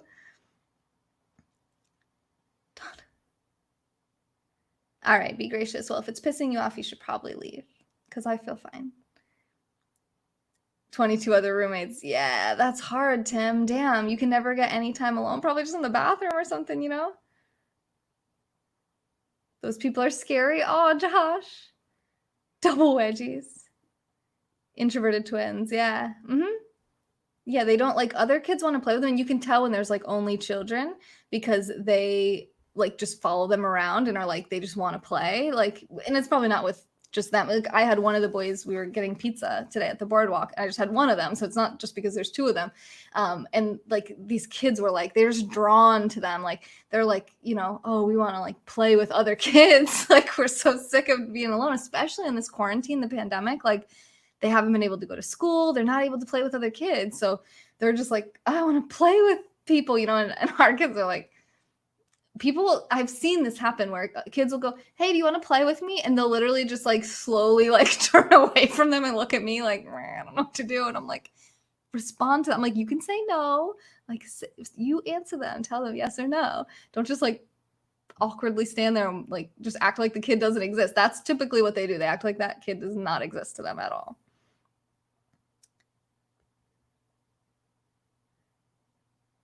Shared everything. Wow. Yeah. They need a black friend. Okay. I'll keep a lookout. Like, I don't know what to say about that. Like recruiting, put it up on Craigslist. Hello. Dunk on them. Yeah, they do need somebody to help them with sports. That's for sure. Exactly, Timothy. Yeah. Ed said that he does the same thing when adults try to play with him. Just like, that's not true. Ed is super, super friendly with people, especially strangers. No, I'm just kidding. No, but it's true, actually. Okay, so we got that. What kinds of people were around you? So what's next? How do you connect with others? Let's start with just that question. How do you connect with others?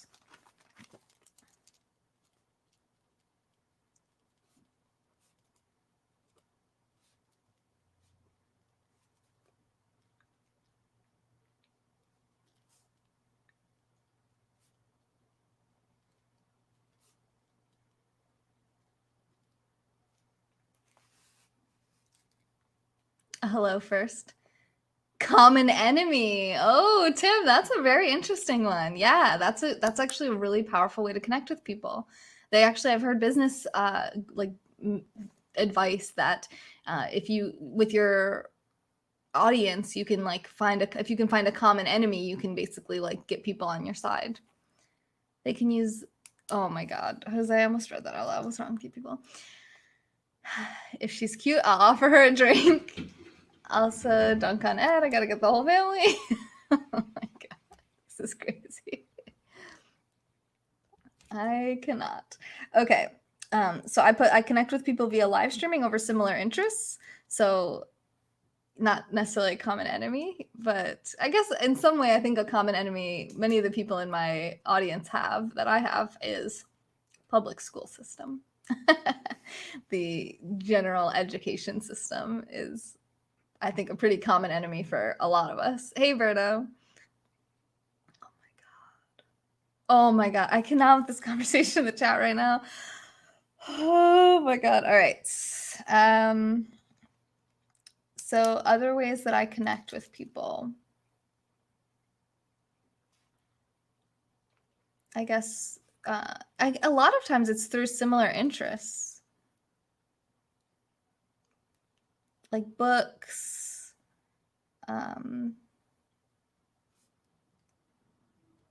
like online like gurus or channels that we like. Just generally, I guess I'll just write generally just similar interests. I think that's a good way to kind of like connect with somebody. And it's awkward when you meet someone you have like no common interests. Like you're like, oh, like people ask me this sometimes, like, oh, do you like movies? And I'm like, no. And they're like, what the hell's wrong with this person? There's movies that I like, but I'm not a movie buff, and I don't choose, like if I'm bored, I will pretty much never watch a movie. Like I will never. If Ed's like, oh, what do you want to do tonight? I won't be like, let's watch a movie. Never. I just don't do that. It's just not something I do for fun. I know it's a weird thing about me and probably something people can often connect over. And I'm like, no, I've never seen Pulp Fiction though. What are you saying, Josh? That's the case of opposites attract sometimes. I don't know about that. I believe more in like birds of a feather flock together. Connect with sports if it's a guy I don't know well. Interesting. Yeah, I would not be able to connect over sports either. I seem to care. Oh, thanks, Tim. I do care. I mean, it depends on what we're talking about if I care, but what does that mean, Mickey? Education system globally. Well, I would think, I mean, some countries seem to be doing it pretty well. A three-pointer. Don't look at me for three-pointer advice. The pinnacle of our Western culture, the public school system. Moving backward, non-issue. Wow. Dave and Buster's. What? Oh, the moving backward. I can't, you guys. Ben has 3 basketball machines. More of a nudist resort girl than a movie one. Yeah, like you just go like, oh, I know, Corona, I know. Just being like, no, I'm not really into movies, but I'm into nudist resorts. You into that? They're just like, Birdos of a feather. What the heck, Birdo? Ed is better than me at basketball. Yeah. I taught the kids the granny shot, and Ed hates me for that.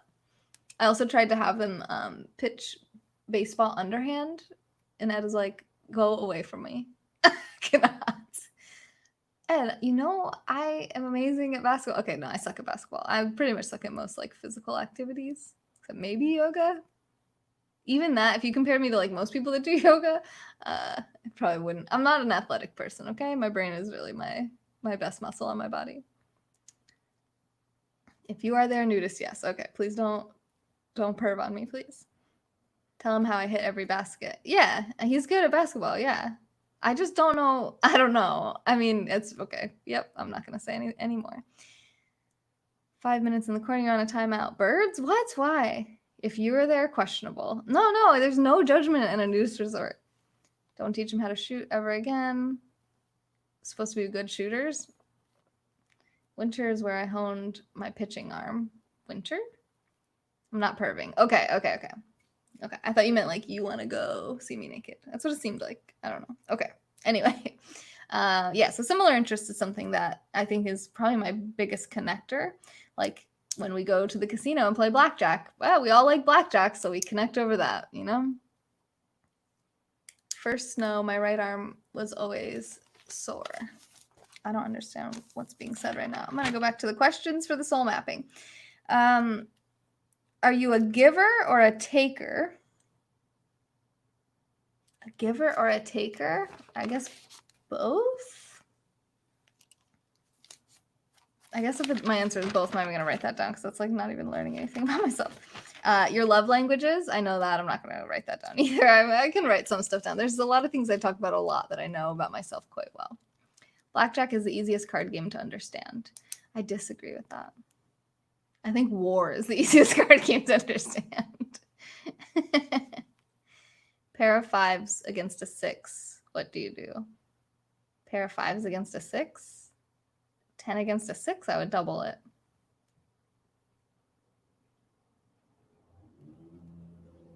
I'm going to go to a nudist resort and let my schlong hang low. You should. It's very liberating. That question depends on the prison sentence. What? Oh, taker. What you guys got? No! I believe Ed. I mean, he shot his shot and scored with you. I feel like I shot my shot. I don't know. We shot our shots. Texas Hold'em is the best game ever. Well, because there's a lot to blackjack in terms of strategy, Yeah. So anyway, never split 5s and 10s, if that's what you're wondering. Correct answer. Lots want to split. That is ridiculous. Why would you split 5s? You have a 10. Like, what do you want? 2 15s? Like, oh, that's a great hand. Laura, thank you for the super hearts. I would say 2 10s is more tempting for people to split, than a 5s, but I don't know. I just know that I have weirdly memorized the blackjack strategy table.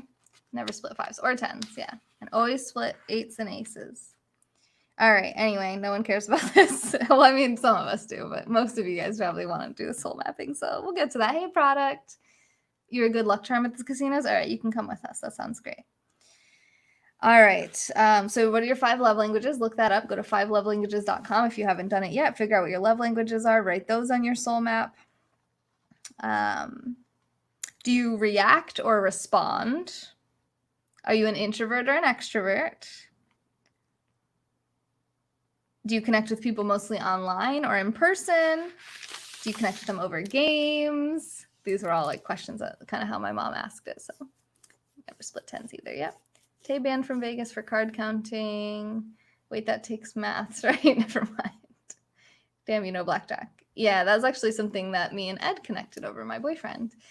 He was the first person I ever officially actually played blackjack with at a casino. And I still remember that. That was really it's very attractive to watch him play blackjack too, but also to play with him. And I think he probably, my guess is that he thought it was attractive that I knew the basic strategy.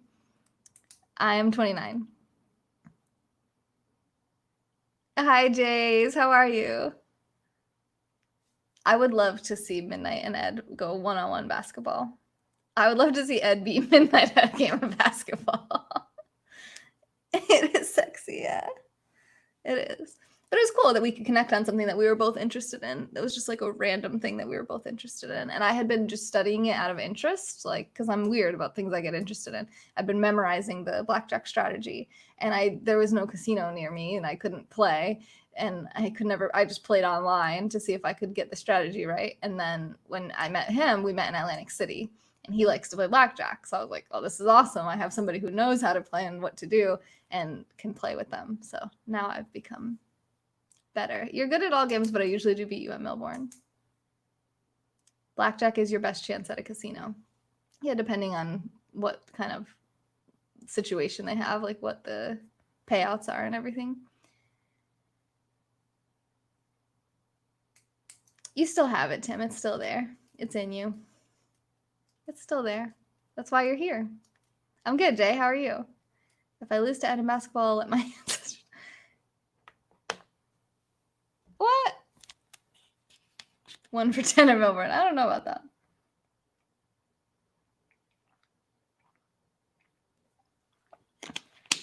I think what was sexy about it is that he's just confident when he's there, you know? I know. Well, we both love games. We pretty much like to play any game, and we're very competitive. So I'm not good at sports, but games in general, like board games, card games, video games, bring it on. All right. My ear keeps popping today, my right ear. I don't know. Maybe I got some water in it or something. All right. What is your daily focus? Are you focused on the present moment? Are you living right here, right now, where your life is happening? Are you focused a lot in the past? What went wrong? Some glory that you had in the past. Oh my gosh, we have to read this. I forgot to read it yesterday. I almost forgot to read it again today. Let's read it twice. Once for today, once for yesterday. Our affirmation about persisting until we succeed. There's a great line in this affirmation that says that where is that folded? That about not allowing yesterday's success to lull you into today's complacency, for this is the great foundation of failure. And I think that's really true. If you've ever had a really great day, like financially in business, I'm hot now, and just been like, dude, like I don't even care. Like I don't even have to do anything today because yesterday was so awesome. Whoa, my hair. And that can definitely cause you to, you know, instead of like riding the wave of success, you kind of become complacent because you had a good day, you know, or a good month or a good week or whatever. All right, Tim, have a good one. Thank you again for everything you do. Is it swimmer's ear? Maybe. I don't even think I went underwater though. Hi, Fro. How are you? Hi. Why am I using that? What am I doing? Oops, that's not what I meant. Okay.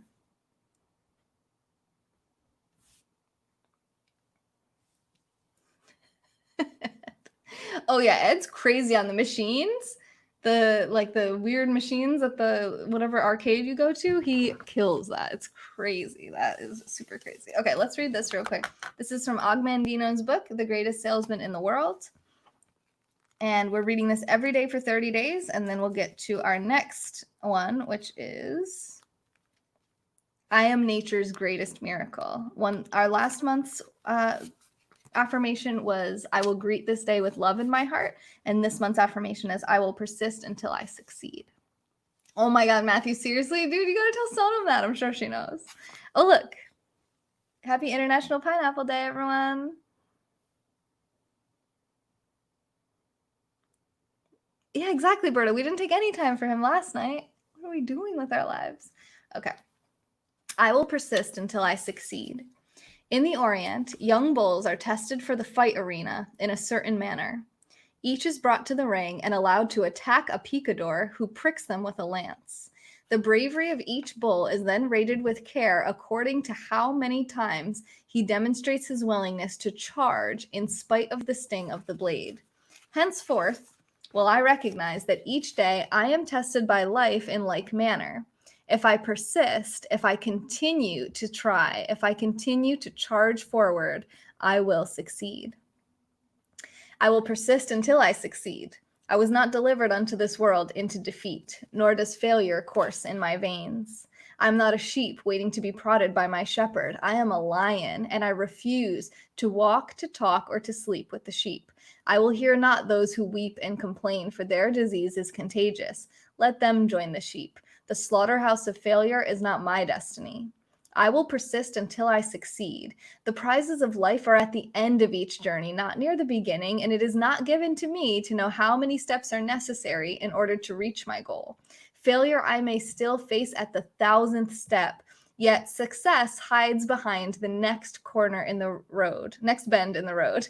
Never will I know how close it lies unless I turn the corner. Always will I take another step. If that is of no avail, I'll take another and another. In truth, one step at a time is not too difficult. I will persist until I succeed. Henceforth, I will consider each day's effort as but one blow of my blade against a mighty oak. The first blow may not cause a tremor in the wood, nor the second, nor the third. Each blow of itself may be trifling and seem of no consequence. Yet, from childish swipes, the oak will eventually tumble. So it will be with my efforts of today. I will be likened to the raindrop which washes away a mountain, the ant which devours a tiger, the star which brightens the earth, the slave who builds a pyramid. I will build my castle one brick at a time, for I know that small attempts repeated will complete any undertaking. I will persist until I succeed. I will never consider defeat, and I will remove from my vocabulary such words and phrases as quit, cannot, unable, impossible, out of the question, improbable, failure, unworkable, hopeless, and retreat, for they are the words of fools. I will avoid despair, but if this disease of the mind should infect me, then I will work on in despair. I will toil and I will endure. I will ignore the obstacles at my feet and keep mine eyes at the goals above my head, for I know that where dry desert ends, green grass grows. I will persist until I succeed, and I will remember the ancient law of averages, and I will bend it to my good. I will persist with knowledge that each failure to sell will increase my chance for success at the next attempt. Each nay I hear will bring me closer to the sound of yea. Each frown I encounter only prepares me for the smile to come. Each misfortune I meet will carry in it the seed of tomorrow's good luck. I must have the night to appreciate the day. I must fail often to succeed only once. I will persist until I succeed. I will try and try and try again. Each obstacle I will consider as a mere detour to my goal and a challenge to my profession. I will persist and develop my skills as the mariner develops his, by learning to ride out the waves of each storm. I will persist until I succeed. Henceforth, I will learn and apply another secret of those who excel in my work. When each day is ended, not regarding whether it has been a success or a failure, I will attempt to achieve one more sail. When my thoughts beckon my tired body homeward, I will resist the temptation to depart. I will try again. I will make one more attempt to close with victory, and if that fails, I will make another. Never will I allow any day to end with a failure. Thus will I plant the seed of tomorrow's success and gain an insurmountable advantage over those who cease their labor at a prescribed time. When others cease their struggle, then mine begins, and my harvest will be full. I will persist until I succeed. Nor will I allow yesterday's success to lull me into today's complacency, for this is the great foundation of failure. I will forget the happenings of the day that is gone, whether they were good or bad, and greet the new sun with the confidence that this will be the best day of my life. So long as there is breath in me, for that long I will persist. For now I know one of the greatest principles of success. If I persist long enough, I will win. I will persist. I will win. It's like you're rapping smooth, bro. Yes, thank you. People keep saying that. Mike says that too. It's like a beat poem, you know?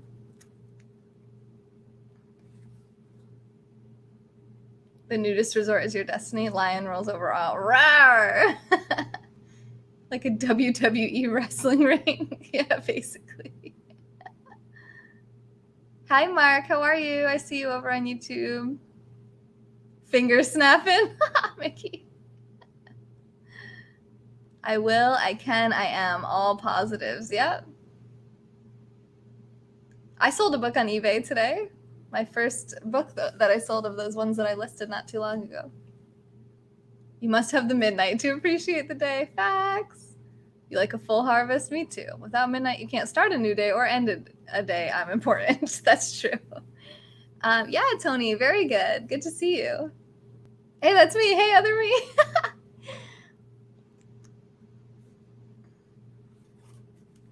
All right, let's read it one more time so that we're caught up because I forgot to read it yesterday. That was my bad. Yay! All right, midnight, go for it. I will persist until I succeed. In the Orient, young bulls are tested for the fight arena in a certain manner. Each is brought to the ring and allowed to attack a picador who pricks them with a lance.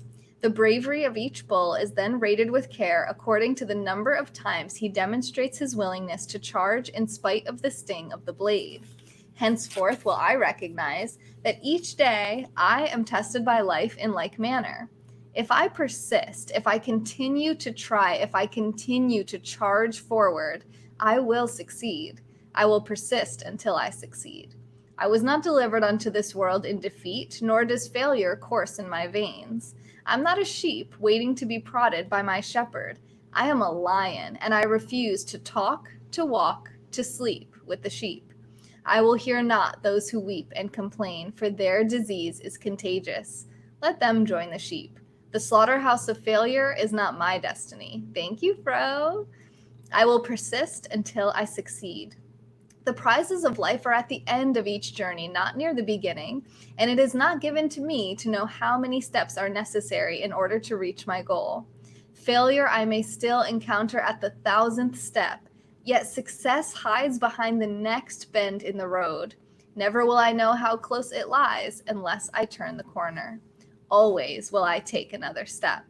If that is of no avail, I will take another and yet another. In truth, one step at a time is not too difficult. I will persist until I succeed.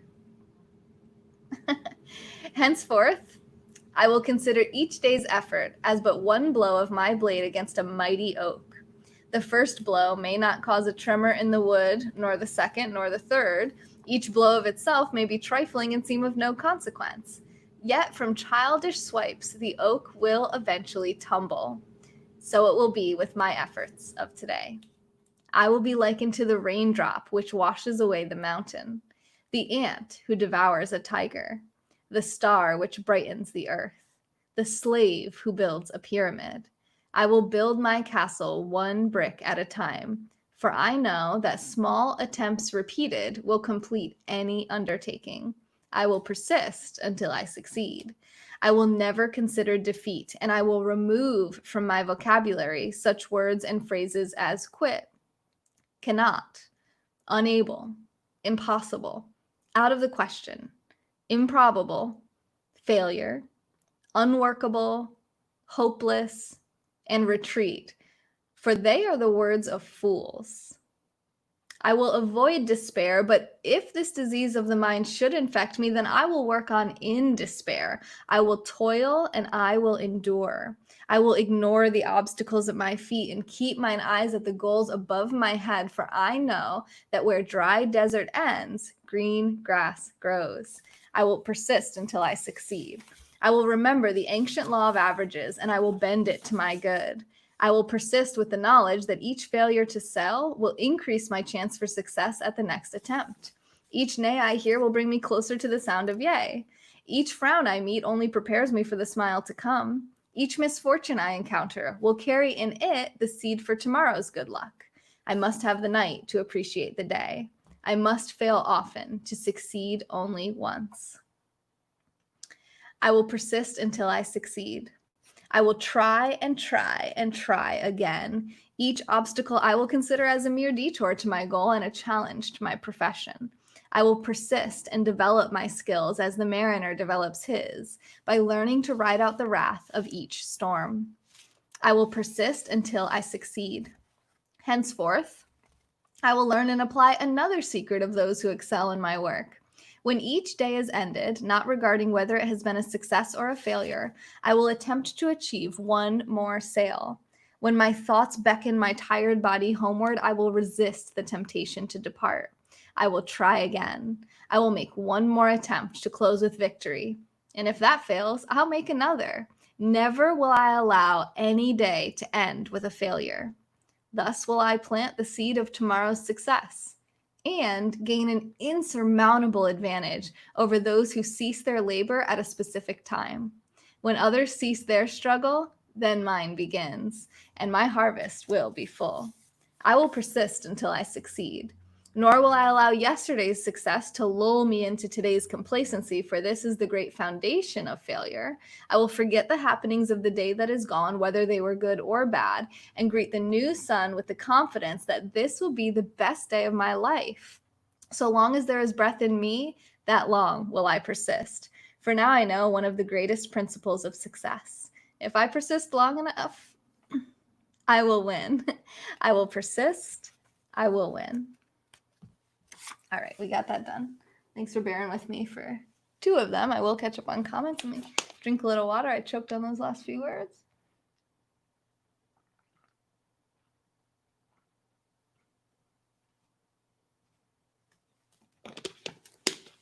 One water bottle down. Don't worry, I have another. All right. Let's see here. The hype man.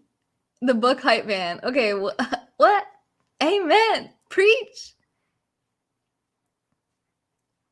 0 midnight. Yeah, because we went to the nudist resort. Yeah.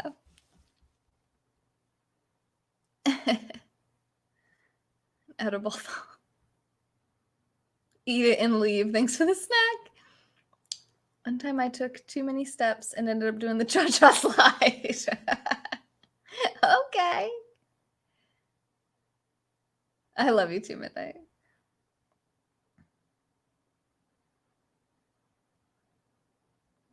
Never just accept failure. Try again. That's right, Timothy. This isn't Mahatma Gandhi. No, it's Augmendino.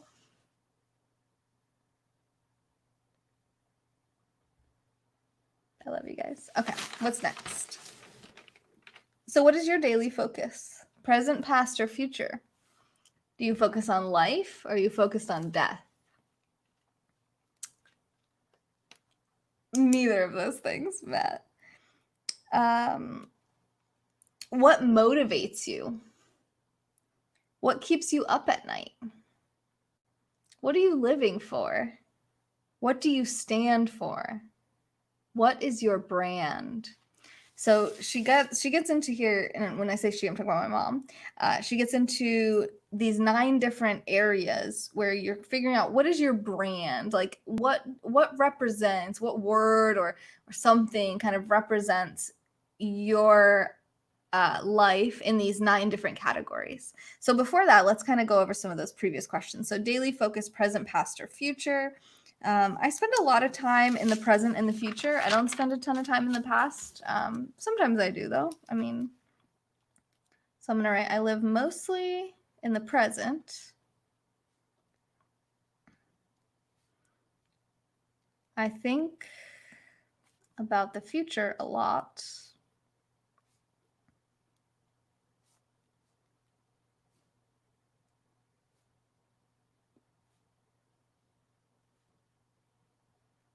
And sometimes my past influences me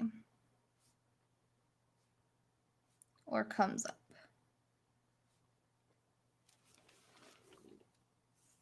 Does this make you a time traveler? Your girlfriend snoring keeps you up at night? I actually was just thinking about this last night at midnight. Oh, Latin, I love you. So Ed snores. He usually snores. He hasn't been snoring as much. Since Florida, I feel like he stopped snoring. And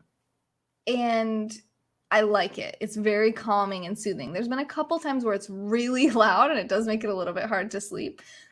Excuse me, but the beauty of being an entrepreneur and being a live streamer, it's 12:45 in the morning right now. So I can sleep in and go live late. I don't need to like fall asleep within 10 minutes then I go to bed or something. So it's okay if it takes me a little while to fall asleep or something. But most of the time that's not an issue anyway. It's usually like just very soothing and nice. Well, last night he wasn't snoring and I had to check him to make sure he was breathing. So I was like, oh, actually, like I missed the snoring because at least I know he's alive. Because he was just so quiet. I was like, is he breathing? So I put my foot on him first, like I normally do. Then I was like, imagine if I'm putting my foot on his dead body right now and I could save his life. So like messed up thoughts, right? And I put my hand like on his back and I feel breathing and I'm like, okay, then I go to sleep. Your iPhone's extremely hot. Oh, sorry, man. And yes, Fro, to answer your question, it does make me a time traveler. You live mostly in Las Vegas. Oh, nice one, Scott. I don't know, Latin. I'm not sure. She sounds like a snarling pit bull. He sleeps on his back or side? He sleeps on his stomach, his side, his back, everything. 15 minutes to 1 a.m. Yeah, that's true. Yep. Welcome to the Snore Hour by Ed. Yeah, snoring ASMR. His OnlyFans, yeah, snoring ASMR, $50 a month. I like that idea, Mickey. I don't know who that is, Kevin. Do I? If you tighten your grip on his throat, it'll sound like he's snoring. Force him to snore. Plug his nose. All right, so that's my daily focus, past, present, future. Life or death? I don't really think about death almost ever. I guess I was thinking about if Ed was alive, but for the most part, I'm focused on life. What motivates me? So what motivates you guys? What motivates me? Money definitely motivates me. And money, I guess money, because of what it can buy.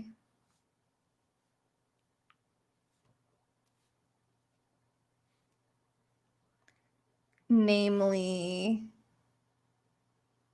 trips to Florida and the places on my bucket list.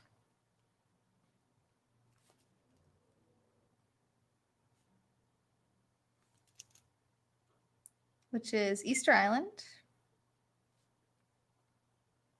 and Australia. Those are really the only two left on my bucket list. I did Hawaii and I did Egypt. You're two beautiful little girls. Oh, that's really sweet. I like that.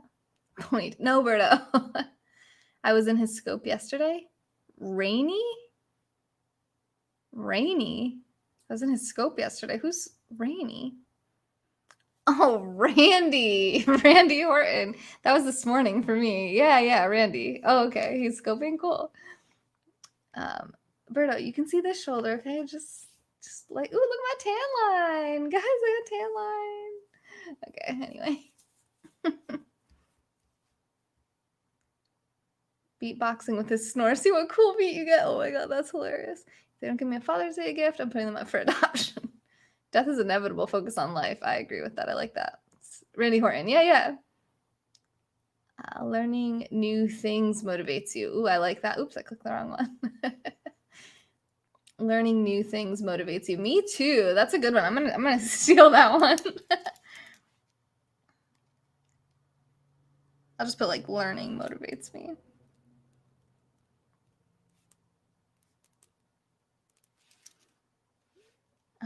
Let's say positive feedback motivates me.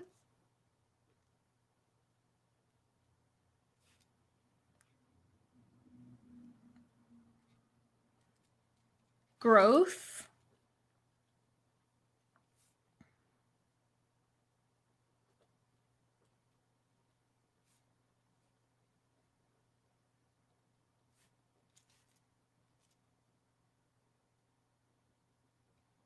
So whether it's like muscles, my audience, like my followers, or my mind, right? Like personal growth, emotional growth,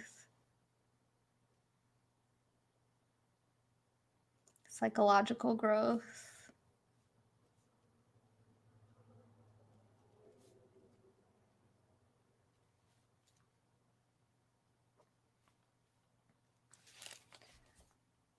Iced chamomile tea with honey. No, stop trying to put me to sleep. What are you doing? I know your tricks.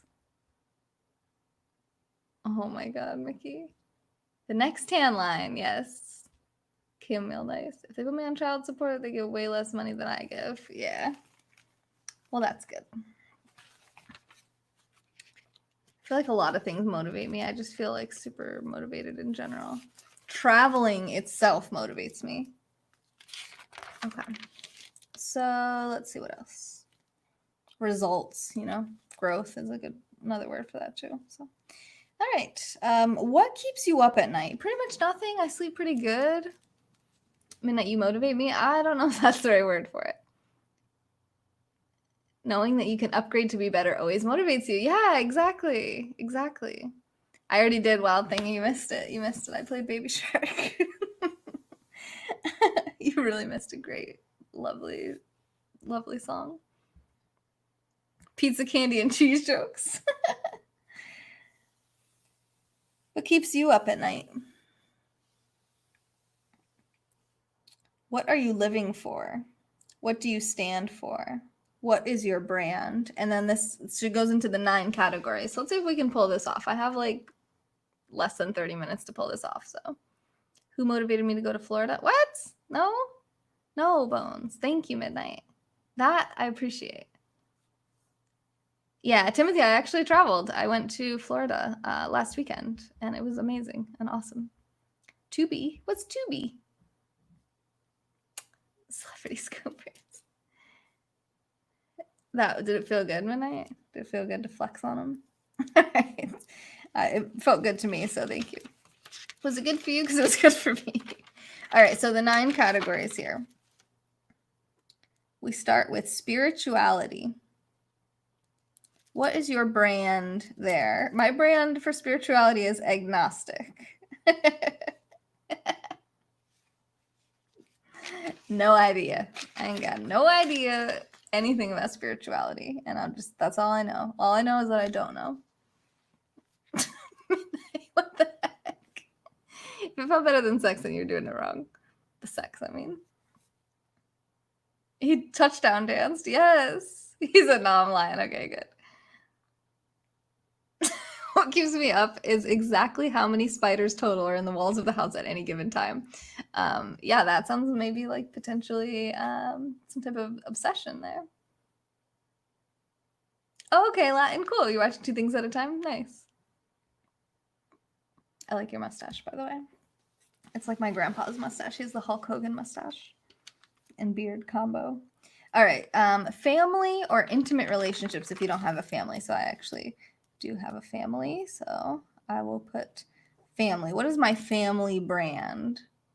This is an interesting one. Let me talk this one out a little bit. So today one of the boys said to Ed, you know, when we're with you guys, because they're with us half the time and then they're with their mom half of the time. So when we're with you guys, we do a lot of strange things. And Ed was like, is that good or bad? He's like, no, it's good. Like, I like doing strange things. Being weird is like fun, you know, and that's something I've been trying to foster in them. So that's definitely part of like my brand. I feel like for my family is like, it's okay to be weird. It's okay to be different. It's okay to be strange, you know, and to just like not care. Like for example, so Matt says define strange.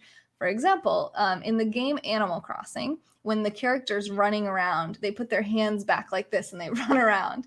And we do that around our neighborhood or around the beach today. It doesn't matter. When we run, now we pretty much put our arms behind and we run around.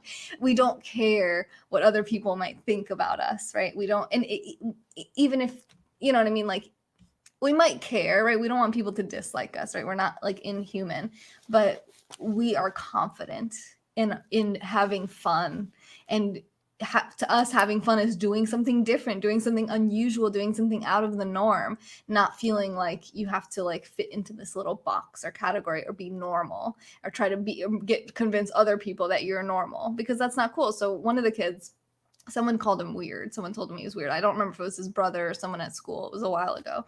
And he was like, yeah, someone was saying I was weird. And I was like, you should say thank you, because being weird, I told him, being weird is what's earned me most of my money because I'm different and I'm weird and I do weird different things. And it actually works out very well for me. If I was like everybody else, I would have a lot harder time being successful. And, you know, being able to say that to someone, it feels really good to be able to really like impact. You can see his brain, like his wheels are turning, like, what does that mean? Because we're so programmed by society to think being weird is bad. Because in caveman times, or like, let's say tribal times, being weird, being socially ostracized, right? So saying we don't fit in, we're not doing the things people want us to do, could mean death. Right? We're left out. We're put out of the town and the village into the woods to survive on our own, which almost always meant certain death. And you're alone, so you would go mentally insane as well.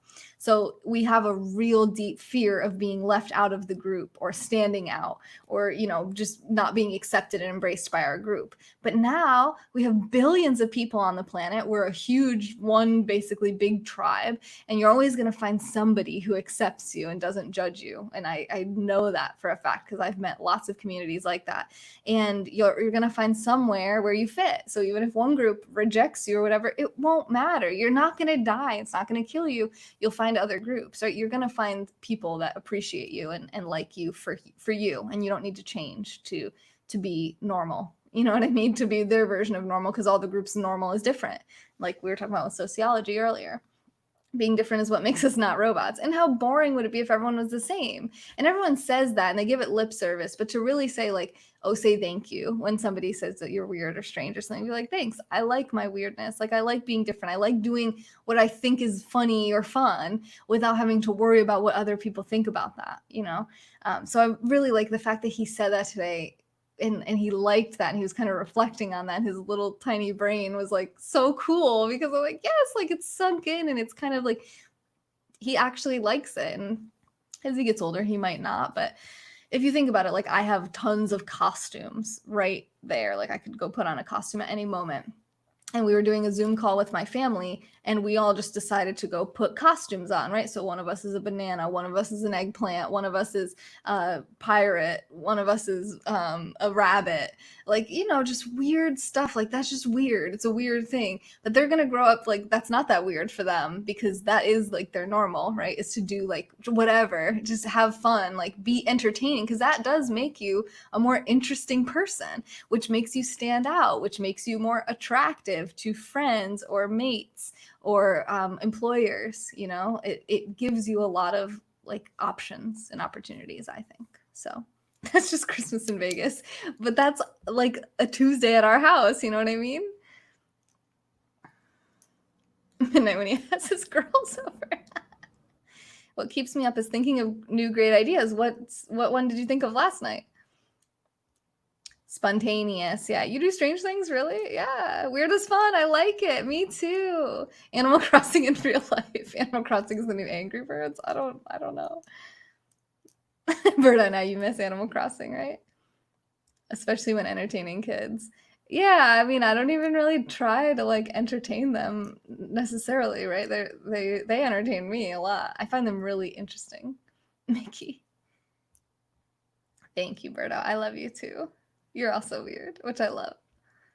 That's key. Quirks and quarks. Yes. Being socially outcast is hurtful. I think that's what was intended. Right. But we're so insulated from it now. Like we can't really be completely socially. I mean, you could be put into a prison, but even there's social networks, you know? But I mean, you don't get put in prison for being weird. You get put in prison for breaking the law. So you walk around the neighborhood every morning as a strip of bacon. I wish that was true. Sometimes here, hide the chips. So Matthew just told me that it was National Pineapple Day. So happy National Pineapple to you, my lovely and most favorite pineapple of all.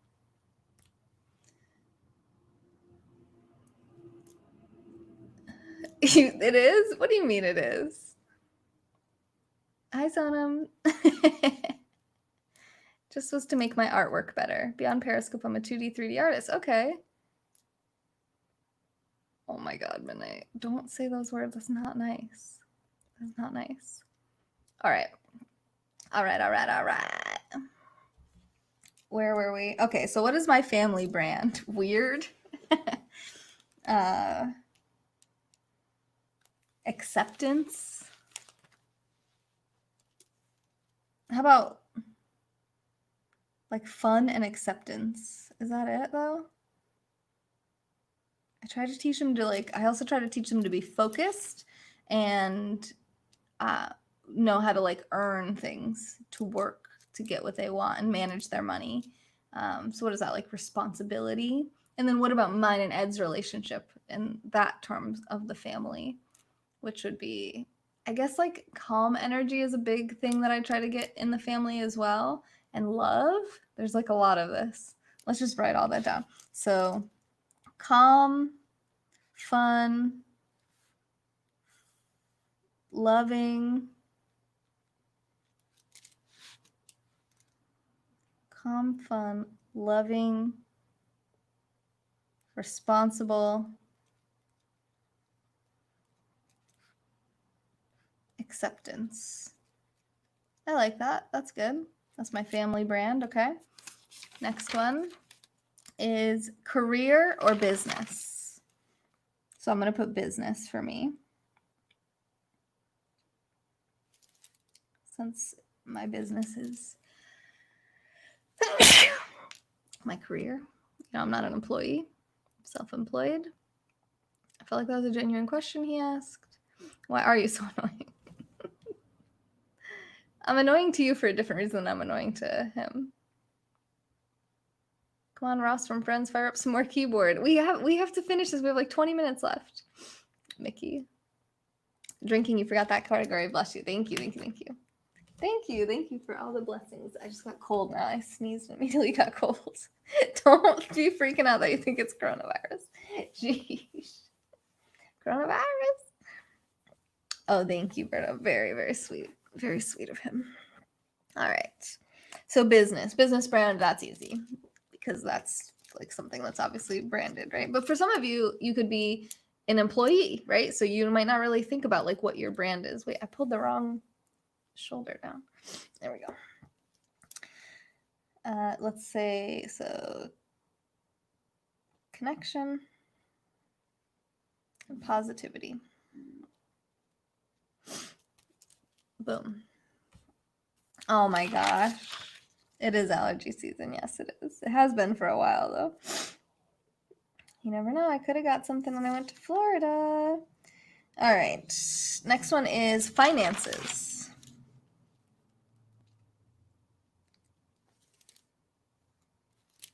What's a good way to describe my financial brand? Wow, Midnight. You wouldn't want Corona as your brand. Let's say...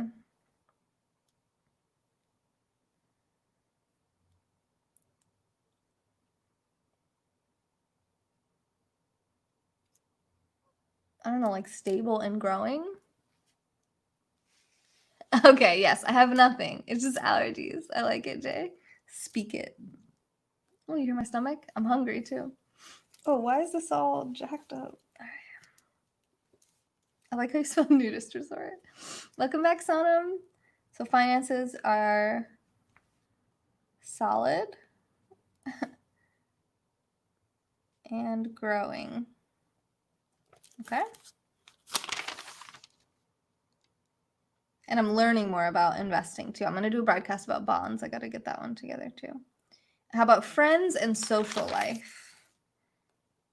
So your brand with friends slash social.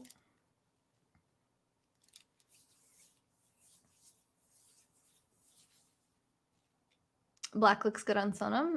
I would believe that. Wait, what are we saying right now? Salad? Salad? Oh, solid. Salad. No, solid. Solid finances. That means you would look good on Sonam. Yeah, I get it. Okay, so friends and social. My friends and social brand. I don't know, Sonam. What am I like as a friend?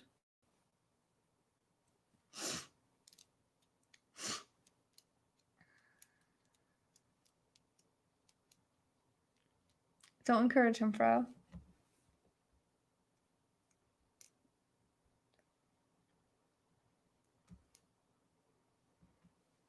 Oh my god. My corona. Stop. Oh, Casper, I love you. Hi. Responsible. Caring. How does the friends tie into finance? It doesn't. These are 9 different categories of your life and what your brand is for each of these things. So you have spirituality, family, business, finances, friends and social. A jumper. Friends and social.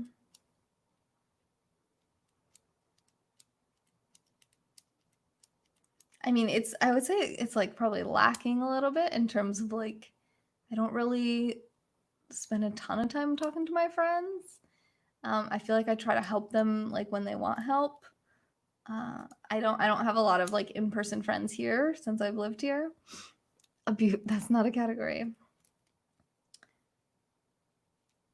So like, I don't know, maybe it's like needs improvement, or I mean, what would I rather have it be like? I would say most of my friends in social, really, it's online, like it's texting, it's very like virtual. Virtual is a better word for it. So I want more in-person, face-to-face engagement with friends. So how can I put this? So I'll put like overly virtual. How about that? That's good. That's an area I want to improve. I don't know if that's really a brand, but whatever. We're getting older, real friends drop off. Well, also when you have kids too, like so much of your energy goes into that. So your partner, your kids, your business or your job. So your friends, like I still talk to my friends. Like I talk to Sonam really pretty regularly, but we text a little back and forth. Like we're not like constantly all day talking, and we don't really see each other. Like we don't hang out, and I don't really do even like video calls with my friends or anything. So have turned virtual, right, Timothy? Yeah, but I really want to be seeing people in person more frequently. This is pre-corona desire too.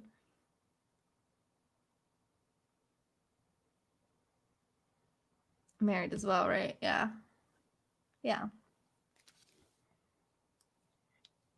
But I used to like when I had lots of friends in New York where I lived my whole life, right? From school and from other things. And then in Florida, I actually had some friends that I had from Periscope, but I would hang out with them in person regularly. So, and I was like dating a little bit down there too. So I was having in person experiences like that. I don't know why I said it like that, whatever. So here it's like really, I only ever face to face, like my only interactions are Ed and the kids. Sometimes like maybe their mom or their grandparents, but that's very rare. I might see the neighbors, but like we don't hang out. I see like the lady at the post office, the people at the grocery store. You know what I mean? Like it's not social. He has golf clubs. Oh my god. Am I dating now? I mean, I'm dating Ed, one guy that I've been with for years now, 2 years. I got busy with work that I don't get time to hang out with my friends. Yeah. I always made time for my friends. I just don't have friends around here, like in-person friends to like hang out with, go for a drink or go. And I know with Corona I wouldn't be able to, but I wouldn't be able to anyway because I don't have any. I gotta like make friends. I'm gonna write that somewhere down here at the bottom. I need to make local friends.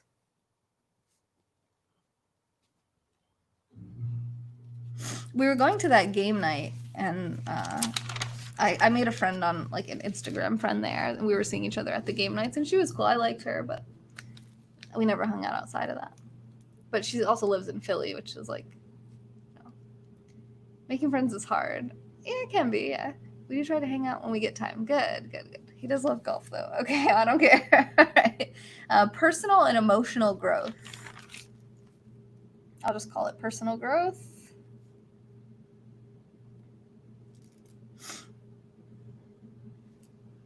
My brand there is like books, learning. I don't know. Always learning, always improving. I'll just write that. Always learning and improving. Okay, we got like less than 10 minutes left.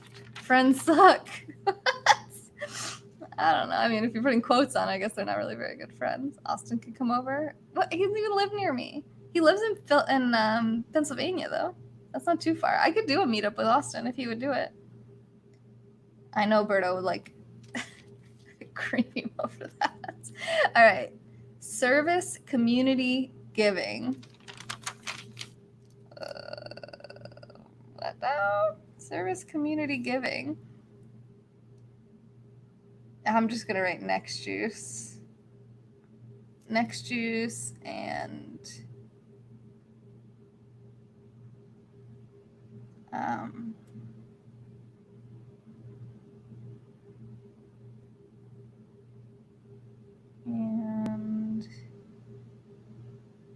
I'll just put, instead of and, I'll just put needs to expand. I had been looking at this this organization that basically helps you represent kids in like a court system, kids who are like foster children. You meet with them regularly, and then there's like court dates that they're involved in, and you advocate for them on behalf of the child. And I really like that. And there's like a lot of more kids in the system than have advocates. So I think that's something I'd like to do. And I never signed up for that. So yep, that's right. Midnight. Wear the bikini. I wore the bikini earlier. Watch my replay. What's your deal? I'm at my house. I'm just gonna like put a bikini on for no reason. Although there's a hot tub out there, but we ain't got time for that. It's 1 a.m. and we're almost done. Well, next means a connected group. So next is the community. It's short for Nexus. Just stirring the pot. Jeez, the Nexus sounds cultish. Why did you say that before I even said it? All right, whatever. Legacy. Well, let's do legacy last. Okay, next one's fitness. Fitness, food in my mouth. Okay, stop. Yoga. Can't wait for the gym. Oh, wait, yoga and walks. Yoga and walks. Can't wait for gym to come back. All right, and then the last one is legacy. What will you be remembered for? If you died today, how would people remember you, and is it how you would want to be remembered? I think so. I'm going to write positive.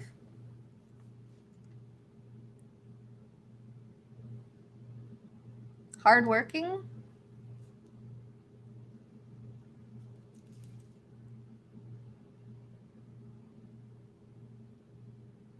I think that's probably good enough. Positive and hardworking. Okay, good enough for me. I really have to pee. Wait, is that 3 hours? Have we done 3 hours? Let me review the questions for your soul map. Okay, where are you from? Tell us about your parents. Not tell us, but sorry, write this down. So you write it down. Either I did it in a journal like this. You can do it online. Type it, whatever. Where are you from? What about your parents? What was their relationship like with you and each other? Was there any abuse? Siblings? Same questions. What was school like for you? Did you have trouble making friends? Did you have, were you in some type of clique? Were you bullied? Were you a bully? What was your childhood like? Did you hang out with your cousins? Did you see your grandparents, your aunts, your uncles? Did you travel a lot? What was your childhood like? Who had a big impact on your life, positive or negative? Did you end up building your life around something that they said or believed about you, or something they wanted for you? You know, are you living their dream instead of your own? What kind of energy and types of people were around you throughout your life? Was it negative, positive? How do you connect with others? Are you a giver or a taker? What are your love languages? Do you react or respond? Are you an introvert or an extrovert? Do you connect mostly online or in person? And a lot of these can be both. What is your daily focus? Are you in the present moment? Do you spend a lot of time in the past? A lot of times in the future, thinking about the future? Do you focus on death? Do you focus on life? What motivates you? What keeps you up at night? What are you living for? What do you stand for? And what is your brand? How would you summarize your life in these 9 categories? Spirituality, family or intimate relationship, whether or not you have kids, business, finances, friends and social, personal growth, service, community giving, fitness and health and wellness, and legacy. How will you be remembered? And there's your soul map. So thanks, Mom, for introducing this to me through your podcast. Couldn't think of the word there for a second. Which is called Positive Identity, Breaking Through Ceilings of Limiting Attitudes and False Beliefs. This is what the picture looks like. I listen to it on Spotify. You can find it on Anchor and many other places. And the episode where she talks about this is called The Landmark. So that's my mom's podcast if you want to go check that out. She's awesome, just saying. And you guys are awesome. So thank you to everyone who makes this channel possible. Big thank you for the super hearts to Mickey, Fro, Ben, who's the top contributor of super hearts in this broadcast, Justin, Angela, Christine, Luis, Laura, Brad, Chris, Mark, and Mr. Mo for all the super hearts. I appreciate you guys. You can also support the channel at the website, which the link is in the profile. If you like this kind of thing, help me to keep it going. I do go live every single day, 7 days a week for 3 hours a day. Ben's bowling in his living room.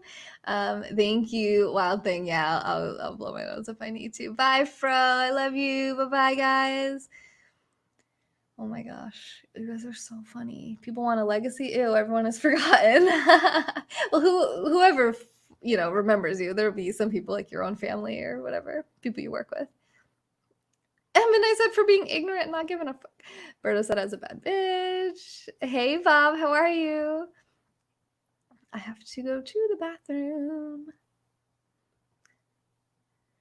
Oh my God. I did play the keyboard, I'm telling you.